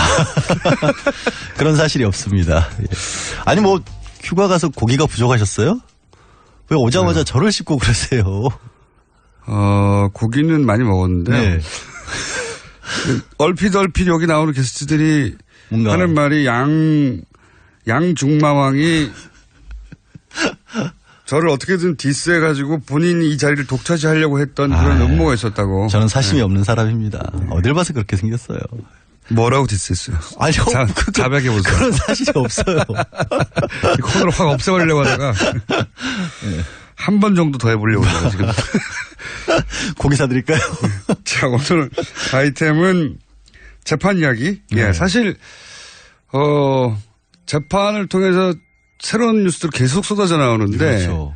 관심도가 조금 떨어지다 보니까 새로운 정부의 인사 관련한 뉴스들이나 또는 뭐 여야 공방만 주로 다뤄지고 있고 이 뉴스가 잘 안 다뤄지고 있어요. 근데 재밌는 뉴스 소식들 많이 나오고 있어요. 아니 좀 충격적인 얘기가 나왔죠, 사실은. 그러니까 사심이라는 얘기를 제가 썼는데 그동안 박 전 대통령도 사익을 추구한 바 없고 그렇죠. 최순실도 자기는 일만 도와줬지 내가 내 돈 벌려고 한 게 아니었다. 일관된 입장입니다. 예. 근데 이번에 너무나 명백하게 그 부분이 드러난 것 같아요. 이른바 종범실록에 의해서. 사초 종범실록. 예, 앞으로 영원히 기록되어야 합니다. 진짜 제가 봤을 때는 진짜 박 전 대통령이 남긴 최대의 공적인 것 같아요. 청와대도 A4 용지 한 장밖에 안 남겼다는데 이제 7건이 더 나왔지 않습니까? 그동안에 56건이었다가. 사실 청와대 내에서 구체적으로 대통령과 수석들 간에 어떤 대화가 오고 왔는지를 여태까지 이런 수준으로 그렇죠. 완벽하게 기록하여 매일매일의 일들을 꼼꼼히 수첩으로 물리적으로 남긴 케이스가 없었죠. 없죠. 예. 예. 근데 이 안종범 수석에게 저는 박수를 보내고 물론 구속도 했지만 어쨌든 이 꼼꼼한 기록 정신과 명예 사관 뭐 이런 걸 부여를 해야 될까요? 결과적으로 그것이 우리 역사에 미친 긍정적인 영향이 돼서 저는 반드시 어떤 박물관 수준에다가 보관해서 또 온라인에서 PDF로 전부 다 전환한 다음에 전 국민이 볼 수 있도록 만들어야 된다고 봅니다. 근데 이제 어쨌든 재판 과정에서 두리뭉실하게 알고 있던 거, 특검만 알고 있었던 거겠죠? 그렇죠. 예, 그런 것들이 이제 드러나고 있는데 그 중에서 오늘 하실 이야기는 이성화 하나은행 전 독일 본부장 잠깐 저희도 어제 그저께 브리핑에서 소개했는데 박 박근혜 전 대통령이 안종범 수석에게. 그렇죠. 예. 안종범 수석이 박근혜 대통령에게가 아니라. 당연히. 보통 그럴 것 같은데. 예, 그게 아니고 박근혜 전 대통령이, 이상화 씨, 예. 당시에 하나은행 프랑크푸르트 독일 본부장이었던 사람의 예. 개인 휴대전화와 이름을 2015년 9월 13일 날 적어라고 알려줍니다. 그게 예. 적혀 있습니다. 근데 그걸 왜 적었느냐를 보는데 그거는 이제 안종범 전 수석을 불러서 수사를 해야 돼요. 다시 그렇죠. 재수사를 해야 하는데 해외에 있는 은행의 지점장 이름과 개인 전화번호를 정확하게 알려줬다는 거 아니겠습니까? 대통령이 휴대전화 번호를. 네, 알려줬다는 아니, 거죠. 근데 여러 번 얘기하죠. 왜 이런 것까지 자기가 챙겼는지 진짜 이해가 안 가요. 보통 이런 거는 알아서 하게 내버려둬야 되는데 네. 꼭 하여튼 박 전 대통령을 거치지 않으면 일이 안 되는 구조를 최순실이 고집을 했던 것 같은데 문제는 2015년 9월 13일 그 메모를 적고 9월 14일 날 바로 그 계좌로 거기서 만들어진 계좌로 삼성이 돈을 보내기 시작해요. 그때 만들어진 계좌가 바로 삼성이 코어 스포츠라고. 코어스포츠. 예. 비덱스포츠로 시작을 했다가 나중에 코어스포츠로 이름을 바꾸는데. 이게 좀 오래돼서 잠깐 기억을 환기시켜드리면 코어 스포츠는 최순실 씨가 독일에서 만들어서 그 회사로 삼성의 돈을 받는 창구로 썼던 회사죠. 그렇죠. 네. 코어스포츠가 삼성으로부터 승마 네. 관련 지원 사업 228억 원인가의 계약을 체결합니다. 그중에서 실제 78억 원가량은 입금이 됐고 그 계좌로 입금이 됐는데 정말 어이없는 일이 벌어지는 또 하나는 그 회사의 지분은 최순실 씨와 정유라 씨가 100% 소유한 겁니다. 근데 그것도 말씀을 드릴게요. 그게 변경이 된 게 원래는 이것도 페이퍼 컴퍼니잖아요. 그렇죠. 그래서 원래는 독일에 있는 뭐 변호사 이름으로 개설을 합니다. 회사를 네. 만들어서 2015년 11월까지는 최순실이라는 사람이 아예 주주도 아니었어요. 네. 예, 근데 계좌는 어쨌든 2015년 9월경에 개설이 된 걸로 보이고 9월 14일부터 삼성이 거기에 돈을 보내주기 시작하는데 네. 진짜 이상한 게 그러면 주인도 아니고 계좌의 주주도 아닌데 이 계좌로부터 최순실이 돈을 빼낼 수 있는 권리를 줍니다. 인출권을. 그렇죠. 그리고 나서 이 돈으로 생활비를 씁니다. 그러니까요. 예. 이거는 뭐냐면 TBS 돈을 김어준 공장장이 빼내는 거랑 똑같은 거예요. 아이 좋아. 아니 이게 언론에서 무슨 뭐 특혜 인출권이라고 그렇게도 해냈는데 특별 인출권이라고 표현했는데 특별 인출권은 원래 IMF 구제금융이 국제금융에서 이자 제한 없이 뺄 수 있는 그냥 특별한 차명 계좌인 상황에서 거죠. 차명 말도 안 되는 하여튼 네. 짓을 한 거예요. 그냥 차명 계좌예요. 그러니까 보이스피싱 조직이 주로 남의 이름으로 돈 만들어 놓고 거기서 계좌 번호하고 비밀번호만 안에서 돈 빼듯이 멀쩡한 회사의 돈을 아무런 관련이 법적으로 없는 최순실이라는 사람이 빼갈 수 있도록 은행의 지점장이 도와줬다는 거거든요. 그리고 나서는 그러니까 지금 말씀을 요약하면 이겁니다. 최순실 씨가 겉으로는 아무 관련 없는 주인도 아닌 그렇죠. 주주도 아니고 대표이사와 아무 상관도 없어 아무 상관도 보이는 없죠. 그런 회사에 돈이 꽂히는데 그 돈을 최순실 씨가 빼갈 수 있도록 그 은행에서 오케이 해준 거예요. 그 자체가 이상하잖아요. 그러니까 이게 최순실 씨의 차명 계좌라는 걸 은행이 알고 있었다는 거죠. 은행이 간단하게 말하면 그렇죠. 그리고 네. 간단하게 말하면 그거를 알고 있었던 사람이 다른 사람이 아니라 지점장인 이상화 지점장이었을 것이다라는 게 날짜상 네. 다시 한번 말씀드리면 9월 13일 날 이거를 적게 했고 그 다음 날 삼성이 돈을 보냈고 그리고 그 이어서 최순실이 돈을 빼기 시작했고요. 그리고 그렇게 되자 이 회사를 다시 소유주가 바뀝니다. 그렇죠. 최순실과 정유라 씨로 회사 이름이 바뀌어요. 소유로 바뀌어요. 100% 지분. 그러니까 돈이 들어오니까 싹 바꿔서 자기들 회사로 만든 거죠. 그러니까 정말 이거는 이제 어떻게 보면 코어스포츠 돈을 횡령한 거를 은행 지점장이 도와준 거고 그렇게 비덱을 횡령한 것은 코어스포츠. 그러니까, 예. 그리고 그거를 박 전 대통령이 직접적으로 도와준 게 아니냐. 물론 이거는 아직 수사가 여기까지 진척이 안 됐어요. 그러니까 정황상 그렇다는 거죠. 근데 정황상 너무 분명하잖아요. 뜬금없이 이 일을 중간에서 이제 어레인지한 그렇죠. 예, 은행의 해외 지점장의 전화번호와 이름을 알려줬다라는 게 메모가 딱 적혀 있고 모를 수가 없는 거죠. 그러니까 대통령이 왜 알려줬을까요? 뭘 왜 알려줬어요? 빼가라고 알려준 거지. 돈 빼가라고 여기서. 굳이, 그러니까 삼성 쪽에서도 이 계좌를 어디로 개설을 할 것인가를 놓고 박원호 전 승마협회 전무랑 여러 번 의논을 합니다. 어느 계좌를 해야 효율적으로 돈 관리를 할 수 있을까. 네. 말 관리, 말 사는 비용 같은 걸 어디로 입금을 해줄까. 이런 것도. 문제가 나중에 안 되게. 네, 문제가 나중에 안 되게. 그랬는데 그 결과로 결국 찾은 게 이제 하나은행 쪽이었던 거고 생각해 보세요. 다른 데서 멀쩡한 은행에서 지점에서 어떻게 그런 식으로 권리를 주면 그런 식으로 계좌가 왔다 갔다 하도록 하겠어요. 그러니까 이거는 그 돈이 지금 뇌물이라고 지금 검찰을 보고 있는 거 아니에요? 그렇죠. 삼성이 준 돈이. 네. 그러면 뇌물을 그렇게 빼낼 수 있도록 했다는 건 범죄 수익 은닉죄인 거고 결국에는 그거를 도와준 게 지금 이성화 전 본부장 같은 경우가 이걸 도와준 셈이 되는 거거든요. 그래서 이 사람에 대한 수사도 다시 한번 해야 될 것으로 보이고 벌써 많은 분들이 이제 기억이 가물가물하실 수도 있을 것 같은데 정유라가 지금 세 번째 조사를 받았지 않습니까? 네, 어제 받아서 오늘 네. 새벽에 이제 풀려나는데 정유라가 받고 있는 여러 가지 의혹 중에 정말 이상한 거 하나가 이제 아버지 이름으로 강원도 땅 담보받아가지고 독일에서 4억 7천가량 대출을 받아서 그걸 독일에 신용장으로 받은 신용장으로 예, 보통 이제 무역회사들이 받는 그러니까요. 신용장을 19세에 정유라가 아무런 이유도 없이 신용장을 예, 신용장을 아무런 이유도 없이 직업도 개설했어요. 없고 소득도 없는데 4억 원을 독일에 있는 지점에서 대출을 받는데 그거를 승인해 준 사람도 이 이상화 지점 당시 지점장이었고요. 그렇죠. 예. 또 이분은 나중에 한국에 와서는 없는 자리가 만들어져서 승진을 하죠. 그 하나은행 내부 문서에 따르면 예. 그거는 분명히 정상적인 인사 지침이었고 특혜를 베푼 적이 없다라고 고객들에게 안내하라고 돼 있습니다. 안내하라고. 네, 하여튼 이게 정유라 씨가 참 정유라 씨 얘기 나와서 하는 말인데 정유라 씨가 구속영장이 기각됐잖아요. 그렇죠. 근데 이제 그것이 범죄 요건이 안 돼서가 아니라 이미 2대 관련해서는 사실은 다 대부분 밝혀졌기 때문에 구속을 굳이 할 필요가 없다 이런 거였거든요. 그러니까 그 부분에 대해서 지난번에 안 계실 때 네. 이정열 전 부장판사랑 인터뷰를 했거든요. 네. 정말 이해를 못하겠다. 거기서 기초적인 사실관계가 다 밝혀졌으면 그럼 기초가 알려졌으면 더 뭐가 있는지를 알기 위해서라도 구속을 해야 되는 게 아니냐. 근데 당시에는 하여튼 여러 가지로 석연치 않은 이유로 당시에는 학사비리니까 이화여대 학사비리 청담고 비리로 해서 업무방해 정도로는 이제 좀 약해서 아마 굳이 얘기를 하자면 기각된 것 같은데 지금 나온 얘기들은 새로운 얘기들이니까. 그렇죠. 이런 이야기가 이제 정유라 씨의 영장 재청구가 될지 안 될지 모르겠지만 된다면 뭐 기초가 될 내용들인 거죠. 이게. 그렇죠. 마침 공교롭게 시점이 이렇게 비슷하게 맞아떨어져서 어제 같은 경우도 11시간가량 조사를 하면서 주로 삼성에서 승마 지원받은 부분에 대한 확인을 있었다고 합니다. 그러니까 그게 결국에는 이제 덴마크 쪽하고 지금 협의도 하고 있거든요. 원래 이제 영장을 치려면 덴마크에서 데려올 때 이 넣었던 혐의만 가지고 영장을 청구를 해야 되기 때문에 좀 추가적으로 하려면 또 덴마크의 승인을 얻어야 된다는 과정이 필요해요. 아, 그렇군요. 예. 그러니까 좀 꼬여 있긴 합니다. 어렵네요.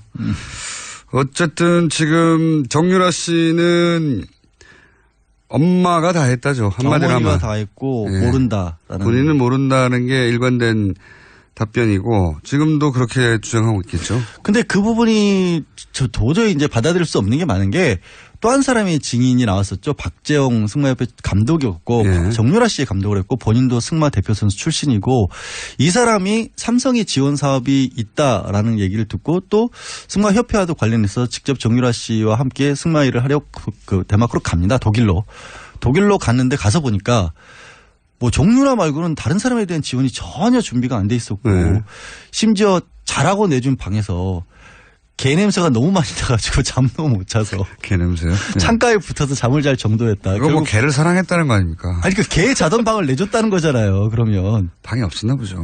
호텔인데 숙소가 호텔이었는데 하여튼 그런 일이 벌어졌다라는 것도 지금 증언이 나와서 결국에는 삼성도 해왔고 최순실도 해왔던 얘기가 끊임없이 삼성의 지원 사업의 일환이었고 정유라가 혜택을 받은 건 맞지만 6명의 지원자 중에 1명일 뿐이었다가 이제 방언론인데 그것도 거짓말이라는 게 나오고 거짓말인 거죠. 그리고 사실 정유라 씨도 그걸 알았을 수밖에 없는 거죠. 자기하고 같이 훈련한 사람이 없으니까. 당연히 그렇죠. 예. 우리 제일 처음으로 독일에서 어떤 행동을 하고 있는지가 언론에 알려졌던 게 호텔 하나 통째로 사가지고 거기 개조한 다음에 숙소로 만들고 거기서 아들하고 뭐 이렇게 생일 파티 같은 거 하는 사진이 알려졌잖아요. 네. 거기 무슨 승마협회 선수들이 가가지고 승마단을 꾸미고 있을 만한 상황이 아니었잖아요. 전혀 아니었죠. 예. 네.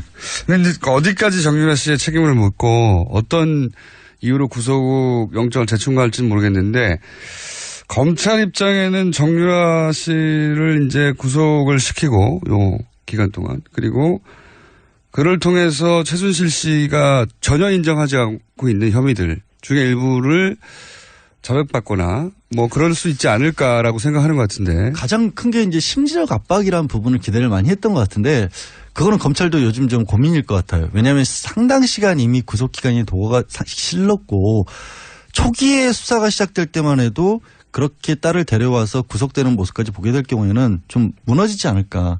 그런데 지금 최순실의 태도를 보면 이제 준 법조인. 네. 법정이 익숙해졌어요. 전문 피고인 뭐 네. 이런 모습이 돼가지고 제가 봐서 지금 시점에서는 구속시킨다고 최순실이 흔들릴 것 같지는 않아요.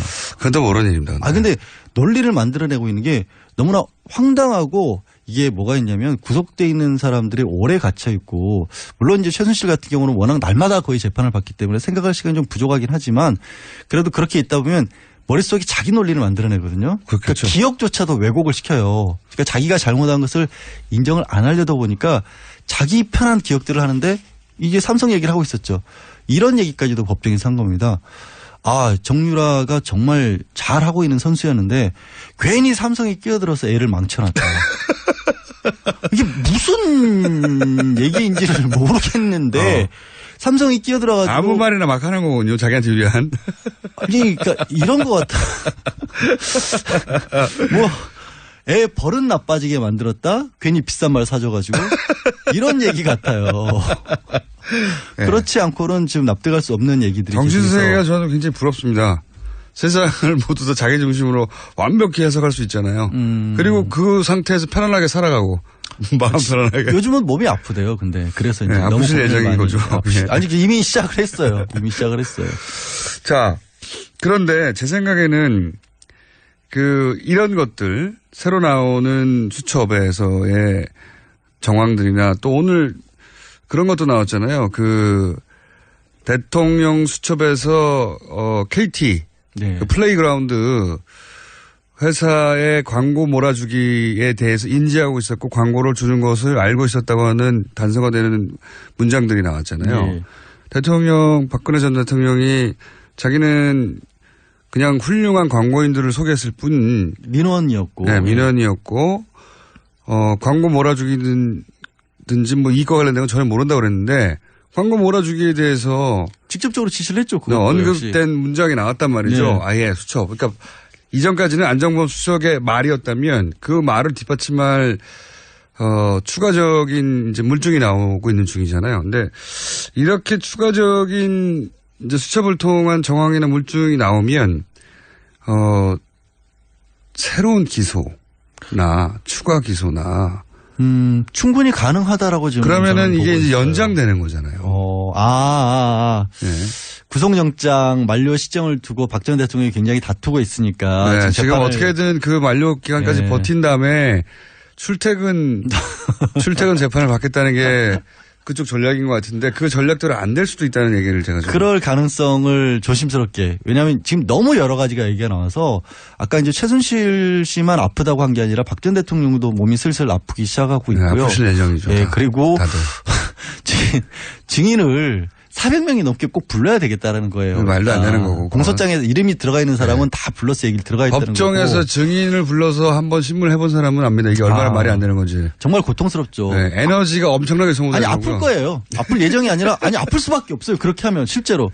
그러니까 변호사도 저도 증인신문 최장했던 게 6시간이 안 됐던 것 같거든요. 한 4시간 넘어가니까 미쳐버리겠더라고요. 내가 여기서 뭐 하고 있는 거지 하는 생각이 들 정도인데 워낙 그동안 집중해서 심리를 하니까. 근데 그거를 날마다 그리고 그 말씀 드려요. 400명 정말 말도 안 되는 거고 엊그제는 재판관들이 아플 거라고 봅니다. 저는. 그거 하면 저는 이제 떠올려 보면 증인 한 사람을 놓고 이렇게 검찰과 변호인 간에 공방을 하고 그 중간에 재판관에 끼어들고 중간에 이제 불분명한 부분을 다시 확인하고 엄청난 에너지를 쓰잖아요. 그때 신경이 곤두서서. 그러니까 그걸 매일 한다? 야. 진짜 그래서 지금 드려야 말씀이 지난주에 안 계실 때 박 전 대통령 변호인단 측에서 또 어떤 얘기를 했냐면 이게 전직 대통령에 관한 재판인데 일본에서 있었던 그 공장장 닮은 사람 있죠? 오음진리교 교주. 닮다니요. 무슨 말도 안 되는 소리를 하는 겁니까? 아니 왜 좀 스타일이 비슷하잖아요. 어쨌든 스타일이. 말도 안 되는. 야 이건 그 재판이 10년을 갔다라는 거거든요. 허위사실 유포로 좀 고소당하고 싶으세요? 제가 명예훼손과 허위사실에 관련한 전문가입니다. 스타일이 찾아보세요. 지난주도 말씀드렸죠. 말도 안 되는 소리를. 예. 근데 그때 재판이 10년을 갔고 그때 증인이 한 400명이 넘었어요. 그러니까 우리도 그 정도 가야 된다는 식의 주장을 하는데. 말도 안 되는 소리입니다. 진짜. 근데 이거를 물리적으로 이 재판이 일주일에 4번씩 하고 있는데 자, 전문 피고인으로서 보통 재판 얼마나 한 번씩 받죠? 한 달에 한두 번 받기도 그렇죠. 빠듯합니다. 원래. 빠듯하죠. 그럼 한 달에 한 번으로 계산을 제가 해보니까 실제 일주일에 4번씩 해서 10월까지 받으면 7년 가까이 받는 거랑 똑같은 거예요. 그러니까 이미 재판 일정이니까 그러니까 이걸 짧다고 생각하시면 절대 안 된다는 거죠. 사실 400명은 1년 내에 못할 거라고 봐요. 못하죠. 절대로. 물리적으로 못합니다. 못하죠. 체력도 안 되고요. 재판관 쓰러지고요. 재판관 아플 예정입니다. 그래서 정말로. 아니 국가배상 청구해야 돼요. 재판관이. 그러니까 하지 말자는 거거든요. 근데 지금 제대로. 말씀하신 거 말고도 지금 추가 기소가 될 수 있을 만한 여지가 또 하나 나온 게 뭐냐면 삼성이 정경련을 통해서 직접적으로 그 관변단체라고 부르죠. 이른바 당시에는 박 전 대통령의 정책 중에 하나 국정교과서 같은 것을 지지해달라라는 그런 시위를 하는 단체들에게 정경련이 직접 지원을 해줘라라고 삼성이 요구를 했다는 그런 또 증언도 나왔거든요. 이건 뭐냐면 삼성과 박 전 대통령 사이에 그만큼 밀월 관계였다는 얘기 더하기 또 삼성이 이 단체에게 돈을 준 거랑 마찬가지거든요. 이것도 제3자 뇌물죄예요. 그러니까 삼성이 이쪽에 돈을 주고 대신에 삼성은 여전히 지금 받고 있는 이재용 부회장이 받고 있는 경영권 승계와 관련해서 돈을 받았다면 대가를 받았으니까. 똑같은 구조예요. 최순실을 직접 지원을 해주고 대가는 삼성이 받은 거랑 마찬가지 구조가 여기서도 성립될 수 있어서 말씀하신 것처럼 조심스럽지만 그런 식으로 나온다면 검찰도 추가적으로 기소할 부분을 찾아낼 노력을 하지 않을 수 없게 만들어가고 있어요. 지난번에 특검이 그 특검 연장에 대해서 1월 말 2월 굉장히 문제가 논란이 됐잖아요. 근데 특검 연장 결국 안 됐는데 황교안 당시장이 안 해줬고 그러면서 사실은 특검의 수사가 급마무리가 돼버렸어요. 하다가 말았거든요. 어쩔 수 없다. 뭐 시간 자체가 없었어요. 네. 그러니까 사실은 이 국정농단과 관련된 수사 기소가 충분히 이루어지지 않은 게 많아요. 자, 대표적인 게 이재만 안봉근 문고리 3인방 중에 두 사람에 대해서는 거의 수사도 안 돼 있는 상황인 그렇죠. 거죠. 그리고 당시에 이제 항상 의심을 품었던 코리아 그랜드 레저 같은 그런 데 같은 경우는 카지노와 관련돼 있다라는 그런 의혹도 제기가 된 바가 있고 왜 장애인 펜싱팀이나 이런 데에 그렇게까지 최순실이 관심을 가졌을까. 물론 가까운 측근이었던 고영태 씨 같은 경우는 펜싱 선수 출신이라는 건 있지만 그걸 통해서 얻는 수익이라는 게 딱히 나오는 게 없거든요. 그런데 그렇게까지 관심을 가졌다? 그러면 당연히 다른 이권이 있다. 뭐가 있다고 생각을 볼 수 있는 거거든요. 제가 처음부터 주장한 겁니다. 그게. 그러니까 승마협회 같은 경우는 딸 정유라가 걸려 있으니까 그렇다 치더라도 펜싱팀에 무슨 상관관계가 있을까. 그래서 전기빵을 뒤져봐야 된다. 제가 당시 전문 용어 얘기했었는데 그러니까 제 말 이 재판 관련해서 새로운 사실도 나오고 있고 추가 기소가 될 수도 있고 박근혜 전 대통령 변호 전략이 느리기도 만약에 이게 정말 또 느려져 버리 이렇게 6개월 더 늘어나면 이 전략을 포기할 거야 아마. 그러면 이제 그때 가서는 똑같은 결과, 그러니까 탄핵 때라 했을 때 검찰 수사를 받았을 때 출석 안 하고 지연했던 것이 소용이 없었구나 하는 뼈아픈 깨달음을 또 얻을 수도 있는 거고 혹시 불구속이 되면 진짜 회피한 거죠. 이제 나오게 되면 재판 출석 얼마든지 미룰 수 있거든요. 그때는 진짜 재판의 결론이 언제 날지 모르는 거예요. 5년 내내 미룰 수도 있어요. 그러니까. 제가 보기에는. 네. 자, 그런 기로에 서 있다. 지금 현재 윤석열 서울지검장이 어떤 역할을 할지 기대가 됩니다. 자, 그리고 지금 오음진리교 교주 얘기해가지고 문자가 막 오고 있는데 이게 머리털이 길고 수염이 났다고 해가지고 비슷하다는 건 팔다리가 있다고 해서 원숭이를 사람이라고 하는 거가 비슷한 거예요. 대단히 모욕적이고 저는 곧 법정 투쟁에 나갈 생각입니다. 전 스타일이 비슷하다 그랬어요. 변호사라고 해서 지금 벗어날 수 있을 거라고 생각하세요? 법정에서 만나야 되나? 저도 법조인이에요. 명예훼손 허위사실 유포에 대해서는. 그리고 얼굴을 잘 보세요. 얼마나 귀여운데 제가.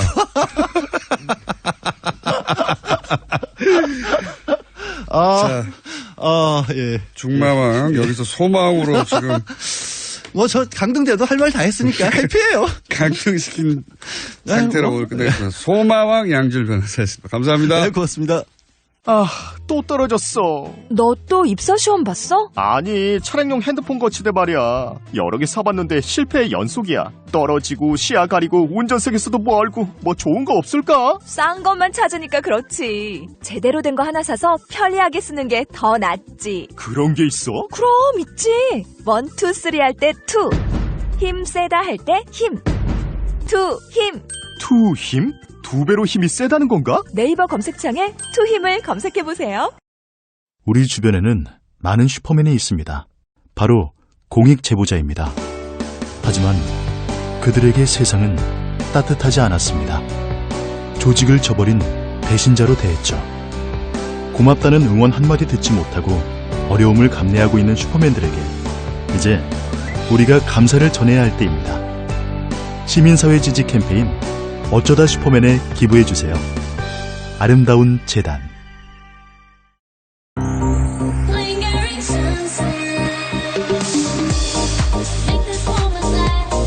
바가지 바이펙스 서튼의 신곡 링거링 선셋.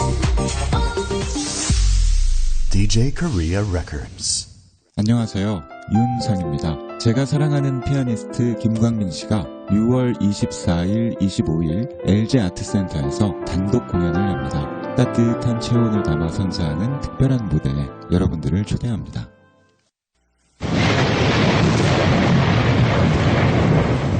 급조한 코너입니다. 질문 딱 하나만 하는 번갯꿀에 콩고 먹는 번갯불 인터뷰. 질문 딱 하나만 하는 시간입니다. 자, 기영로 스포츠평론가 연결됐습니다. 안녕하십니까? 네, 안녕 못합니다. 축구가 졌기 때문에. 오늘의 질문 하나는 이겁니다. 슈틸리케 감독을 경질해야 합니까? 어떻게 보십니까? 러시아에 간다고 보고 그렇기 때문에 더더욱 바꿔야 됩니다. 지금 가서도 문제가 되거든요. 그러니까 러시아 월드컵 본선에 간다고 볼 때 슈틸리케호 갖고는 어렵습니다. 그렇기 때문에 예선에 떨어지는 것은 말할 것도 없고 본선에 가는 거를 감안하더라도 이쯤에서 바꿔야 된다고 봅니다. 8월 31일 날 이제 이란과 홈 경기가 있고 9월 5일 날 우즈베키스탄과 이제 단두대 매치가 될 가능성이 높은데 한 달 반가량 시간이 있기 때문에 지금쯤 바꿔서 분위기를 확 바꿔야 됩니다.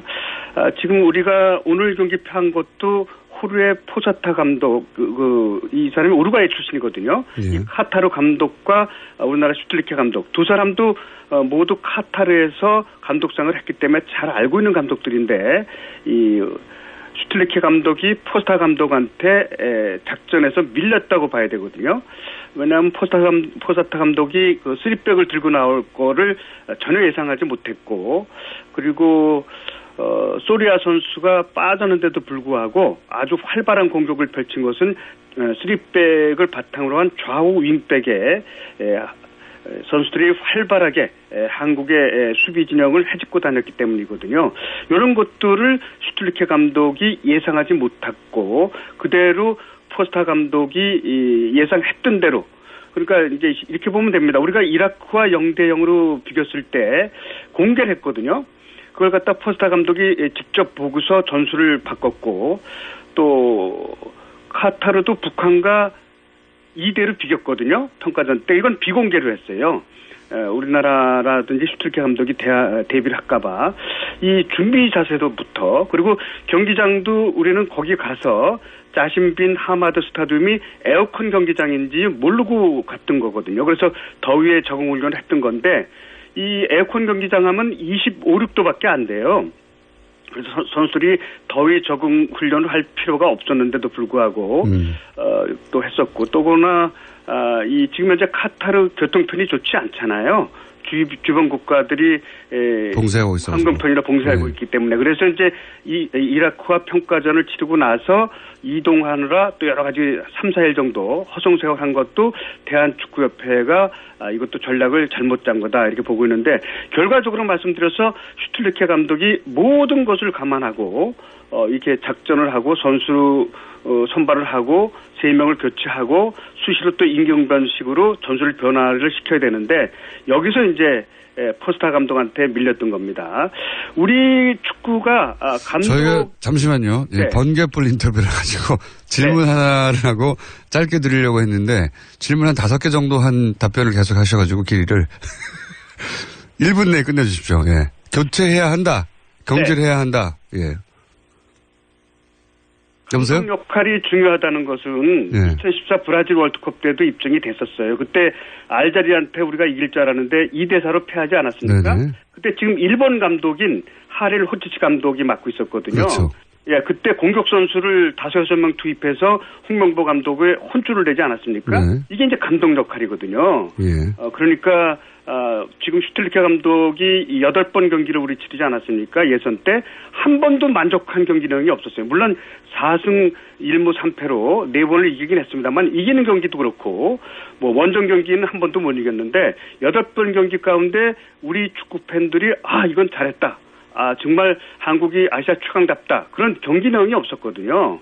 그러니까 지금 현재 그들을 밀고 나갔다가는 예선 통과도 물론 어렵겠습니다만 통과한다고 하더라도 본선에 가서 망신을 당할 가능성이 높기 때문에 경질해야 한다. 빨리 바꿔야 된다고 저는 보고 있습니다. 알겠습니다. 오늘 여기까지 하겠습니다. 감사합니다. 네, 안녕히 계십시오. 네.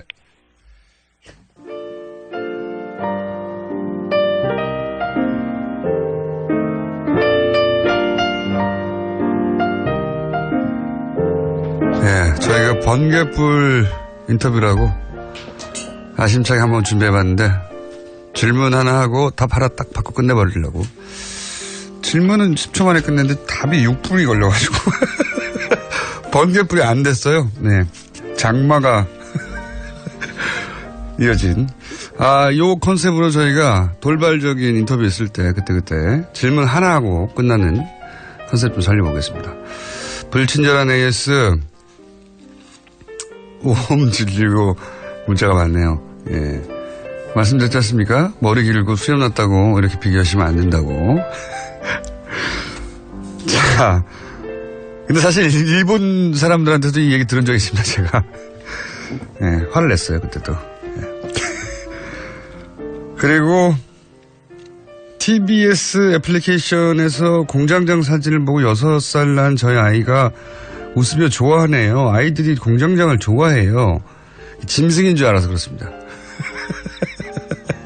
아이들의 반응은 둘 중에 하나예요. 무서워하거나 좋아하거나. 예. 동물인 줄 아는 거죠. 타 방송에서 뉴스공장으로 간다고 메시지를 남기고 왔어요. 이 시간대에 다른 방송을 듣다가 그냥 뉴스공장을 오면 되는데 꼭 굳이 뉴스공장으로 간다고 메시지로 남겨서 염장을 지르고 오셨군요. 잘하셨고요. 매일 그 방송 듣다가 다시 간다고 다시 문자 남기고 또 오시고 그렇게 해주시면 어느 방송인가요? 어느 방송인지도 문자 남겨주십시오. 그럼 제가 그 방송 진행자에게 전화해가지고 약을 올려보겠습니다. 조만간. 여기까지 하겠습니다.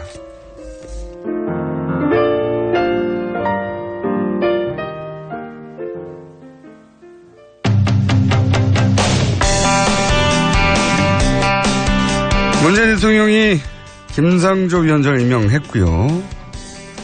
그러면서 이렇게 얘기했습니다. 국민 눈높이에서 통과된 것이다. 자, 한 달 좀 더 지났네요. 이제 한 달 열흘 정도 됐는데 과연 국민들 여론은 어떤지 한번 살펴보겠습니다. 박시영 윈지코리아 컨설팅 부대표 나오셨습니다. 안녕하십니까? 네, 반갑습니다. 박시영입니다. 이게 여론조사가 인사 관련해서 몇 번 있었잖아요. 예. 그렇죠. 한 3군데에서 결과가 발표됐습니다. 근데 제가 이제 특이하다고 경향성이라고 할까요? 보면은 처음에는 이제 강경화 후보가 가장 논란이었기 때문에 강경화 후보에 대한 물론 여론조사 기관들마다 기법이 달라서 똑같이 비교할 수는 없지만 처음에는 강경화 후보에 대해서 언론에서도 그렇고 야당에서도 그렇고 집중적으로 문제 있다라고 공세를 취하고 그게 이제 나쁜 여론, 그러니까 임명하지 않는 게 좋겠다. 근데 이제 청문회 거치면서 본인의 해명 그리고 나서 이제 그 사람들이 직접 찾아보기도 하고 그러면서 여론이 점점 좋아지는 방향으로 바뀌고 있는. 네. 맞죠? 제가 파악한 게. 네, 맞습니다. 지금 한국 리서치가 한국일보하고 7일날 8일날 조사한 게 있었고요. 네. 그 다음에 이제 9일날 10일날 KSY가 조사한 게 있었고 리얼미터가 9일날 조사한 게 있었습니다. 네. 근데 이제 직접적으로 비교하기 좀 뭐한 게 한국 리서치와 한국일보는 조사 방식이 좀 달랐습니다. 그러니까 네. 질문 방식이 다른 거죠. 나머지 두 군데에서는 임명에 동의해야 하느냐 말아야 하느냐 네. 이렇게 물었고 한국 리서치 같은 경우는 자질이나 도덕성을 갖췄느냐 못 갖췄느냐 네. 좀 보기가 좀 달라서 직접 비교하기는 좀 그렇습니다. 그렇죠. 네. 그래서 한국 리서치의 경우에는 이제 찬반이 좀 엇비슷하게 많이 나왔었죠. 네. 그리고 무응답이 한 30% 가까이 나왔었고요. 네. KSY나 리얼미터의 결과를 보면 긍정적 여론이 훨씬 높습니다. 네.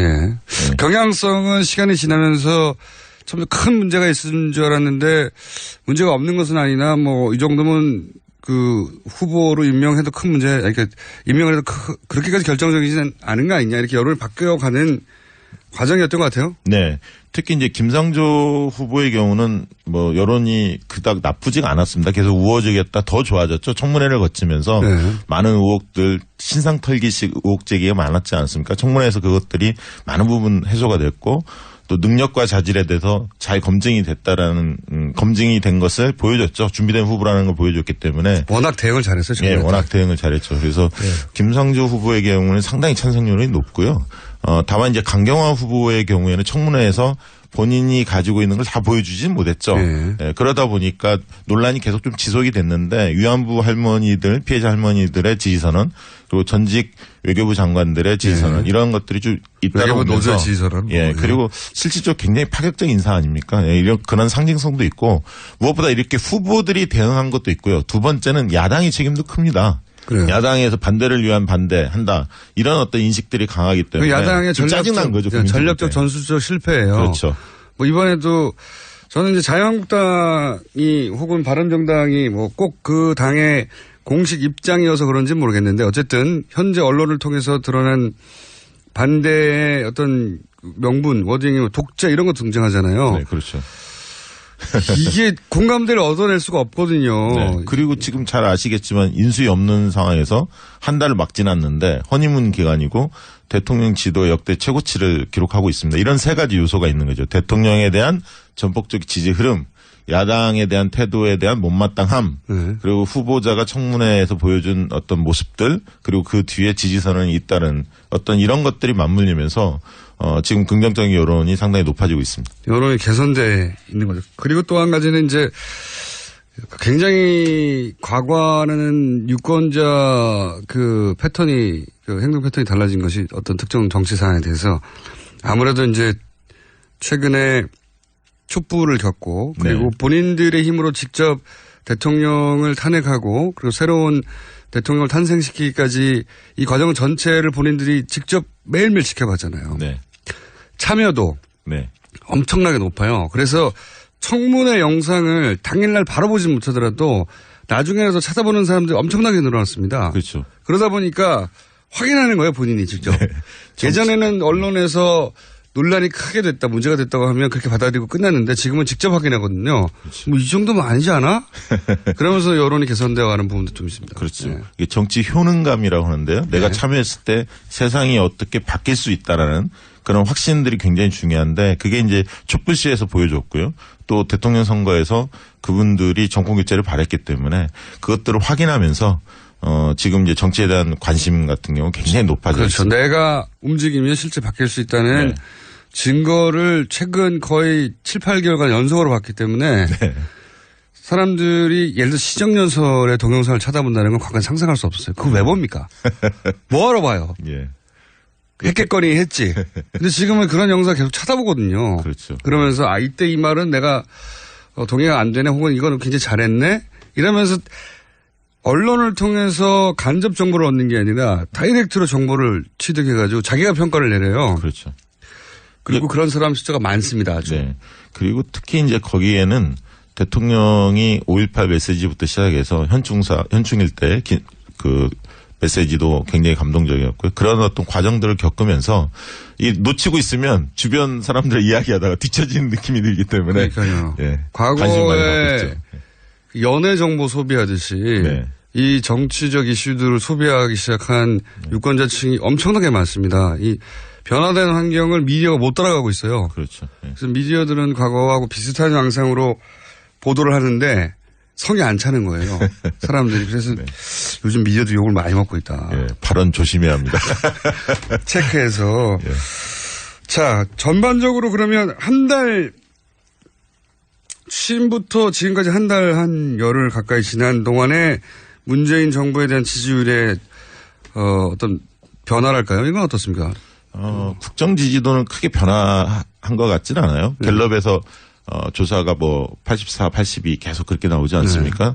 그다음에 이제 리얼미터나 이런 데에서는 79까지도 나왔고 또 KSY는 89%까지도. 89는 정상적이지 않아요, 이거. 네, 굉장히 아무튼 역대 최고치를 기록하고 있는데 아무래도 이제 이 청문회 이 과정을 통해서 이제 어쨌든 김상조 임명을 강행했고 또 강경화 내정자 후보자의 경우에도 강행할 그 뜻이 있음을 그 표명을 했고 분명히 했고 금주내에 아마 처리할 가능성이 있어 보이죠. 그렇다면 이제 상당히 야당과의 냉각기는 불가피하고 대치전선이 굉장히 가파를 텐데요. 일부 조정은 조금 있을 수는 있습니다. 그러다 보면 다만 이제 민주당 지지도 워낙 높기 때문에 50%를 넘어가고 있기 때문에 쉽게 그 국정 지지도 또한 일부 조정은 있겠지만 급격하게 빠지지는 않을 것 같고요. 특히 6월 말에 있는 그 한미 정상회담 그런 경우에는 정상회담의 경우에는 잘 치르면 지지도 오르게 돼 있습니다. 거의 모든 정상회담은 플러스 요인이죠. 예, 플러스 박근혜 전 대통령도 항상 그랬어요. 네, 특히 또 대통령 물론이고 강경화 장관이 지명이 됐을 경우에 어떤 활동을 하느냐에 따라서 굉장히 또 우호적 정서가 형성될 수 있기 때문에 그건 그런 측면들을 여러 가지 고려했을 때 6월 말까지 지지도가 크게 출렁일 가능성은 없다. 소폭 하락 내지 뭐 정체 이렇게 될 것 같습니다. 유지된다고 봐야겠죠. 정체보다는. 예. 6월 말에 근데 또 정상회담이 있으니 뭐 약간 소폭 하락했다 하더라도 다시 많이 할 것 같고. 네. 그러면 사실 대통령이 취임하고 나서 한 달 이내에 이런 인사 문제를 거치면서 보통 지지율이 추락하기 시작하거든요. 그렇죠. 과거의 전례를 보자면. 그래서 야당들이 그렇게 이제 그 인사들을 못 잡아먹어서 안달인 거예요. 거기서 대통령을 직접 타격할 수는 없지만 대통령이 그 지명한 사람들의 하자들을 찾아내고 그것이 봐라 정권 자체가 이렇게 하자가 있다. 네. 이렇게 이미지가 연결되는 게 지난 민주당 야당 시절에서도의 전략이었고 그게 뭐 적절히 성공했었어요. 과거에. 이번에 왜 안 통하는 걸까요? 잘. 그러니까 지금 이제 대선이 끝난 지 한 달밖에 되지 않았습니까? 네. 안 되지 않았습니까? 그리고 대선에 대해서 격차 굉장히 컸잖아요. 네. 사실. 그런데 야당의 모습을 보면 어떤 당 내부의 그 분란의 소지를 차단하고 이완된 지지층을 결속시키기 위해서 대통령의 정부 여당을 때리는 거거든요, 사실은. 그 임진왜란인데 일본에서 내부의 문제가 있을 때. 예. 이제 그러다 보니까 국민들이 볼 땐 지금 좀 반성하고 쇄신 작업을 해야 할 때인데 야당을 볼 때는 그런 모습이 좀 안 보인다는 거죠. 사실 이제 그러다 보니까 야당에 대해서 어떤 아까 얘기했던 인사 문제에 대해서 전략도 좀 잘못됐죠. 모두 반대하는 느낌이 들지 않았습니까? 모조리 다 반대하는. 예. 그러다 보니까 발목 잡기로 비춰진 측면도 있고요. 이러다 보니까 국민들이 볼 때는 지금은 문재인 대통령한테 좀 힘을 실어줘야 할 때가 아닌가 이렇게 좀 보고 있는 것 같습니다. 저는 야당이 그 독재 얘기 나오면서 이게 너무 게으른 오딩이다라고 생각했는데 야당의 힘은 사실 여론이거든요. 그렇죠. 예. 그 법적인 권한은 대통령에게 있지만 대통령이 청문회 채택 안 되더라도 모조리 다 임명할 수 있지만 가끔 가다가 낙마시키는 경우가 있거든요.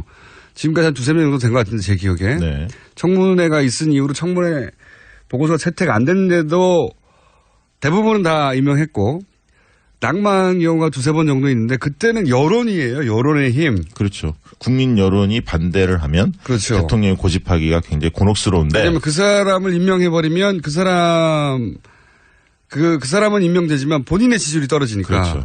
근데 지금의 경우는 그렇지 않다는 거죠. 그게 야당이 잘못하고 있다는 겁니다. 그렇죠. 자기들끼리 화낼 게 아니라 사람들에게 같이 화낼 수 있도록 이유를 설명하고 끌고 가서 결국은 압박을 해야 되는데 갑자기 독재다 그러고 튀어나가니까. 네. 그리고 사실 김상조 무슨 소리야 이렇게 되는 거죠. 김상조 후보자의 경우에는 국민적 지지도 높았지만 재벌 저격수 그런 측면에도 그 공정과 정의가 시대 정신이었고 재벌 개혁을 해야 한다는 국민 여론이 높았기 때문에 가장 적임자라고 본 건데 거기서부터 발목을 잡으니까 국민들이 동의하지 않는 거죠. 야당을 안 해본 기간이 너무 오래돼서 그런지 좀 답답해. 잘 못 싸운다. 이게 독재가 벌써 튀어나오면 앞으로 어떡하려고 그러나. 다른 원인이 없어요. 전쟁이라고 그래야 되나? 앞으로는 기아. 그러니까 지금 이렇게 되다 보니까 여당, 야당, 여야 전선이 형성되기보다는 야당하고 국민 간의 전선이 형성되는 느낌도 듭니다. 그러니까 국민들이 그만큼 짜증나 있는 거죠. 정부가 지금 여론을 자기들 편으로 못 만들다 보니까 네. 거꾸로 여론과 맞서게 되고 대통령하고 혹은 정부하고 각을 세워야 되는데 대중 여론하고 각을 세우게 되는 꼴이 돼버렸어요. 굉장히 최악이거든요. 이렇게 되면. 그렇죠. 근데 이제 이런 흐름이 지방선거까지 지속될 수도 있습니다. 예를 들면 국민의당의 입장에서는 지방선거에서 호남에서 뭔가 승리를 통해서 다시 일어서는 계기를 만들어야 할 텐데. 만들어야 되는데. 이제 그렇기 때문에 그 전까지는 흔히 말해서 정부 여당과 대치 전선을 어느 정도 형성할 가능성이 상당히 큽니다. 부분적으로는 협치도 하겠지만 근데 이 협치라는 게 대통령만 노력한다 되는 게 아니지 않습니까? 야당도 받아들일 자세가 필요한데 그런 점에서는 아무튼 한두 달 내에는 상당히 냉각기가 불가피하다 이렇게 보입니다. 시간이 없어서 너무 짧은데 아까 원포인트 번개불이 너무 길어지는 바람에 시간이 확 줄어드는데 자유한국당 홍준표 대표 되나요? 될 것 같은데요? 요거 이제 그러면 검증하는 것으로. 됩니까? 될 것 같습니다. 박시영 윈즈코리아 컨설팅 부대표였습니다. 저는 김어준이었습니다. 내일 뵙겠습니다. 안녕. 감사합니다. 네, 감사합니다.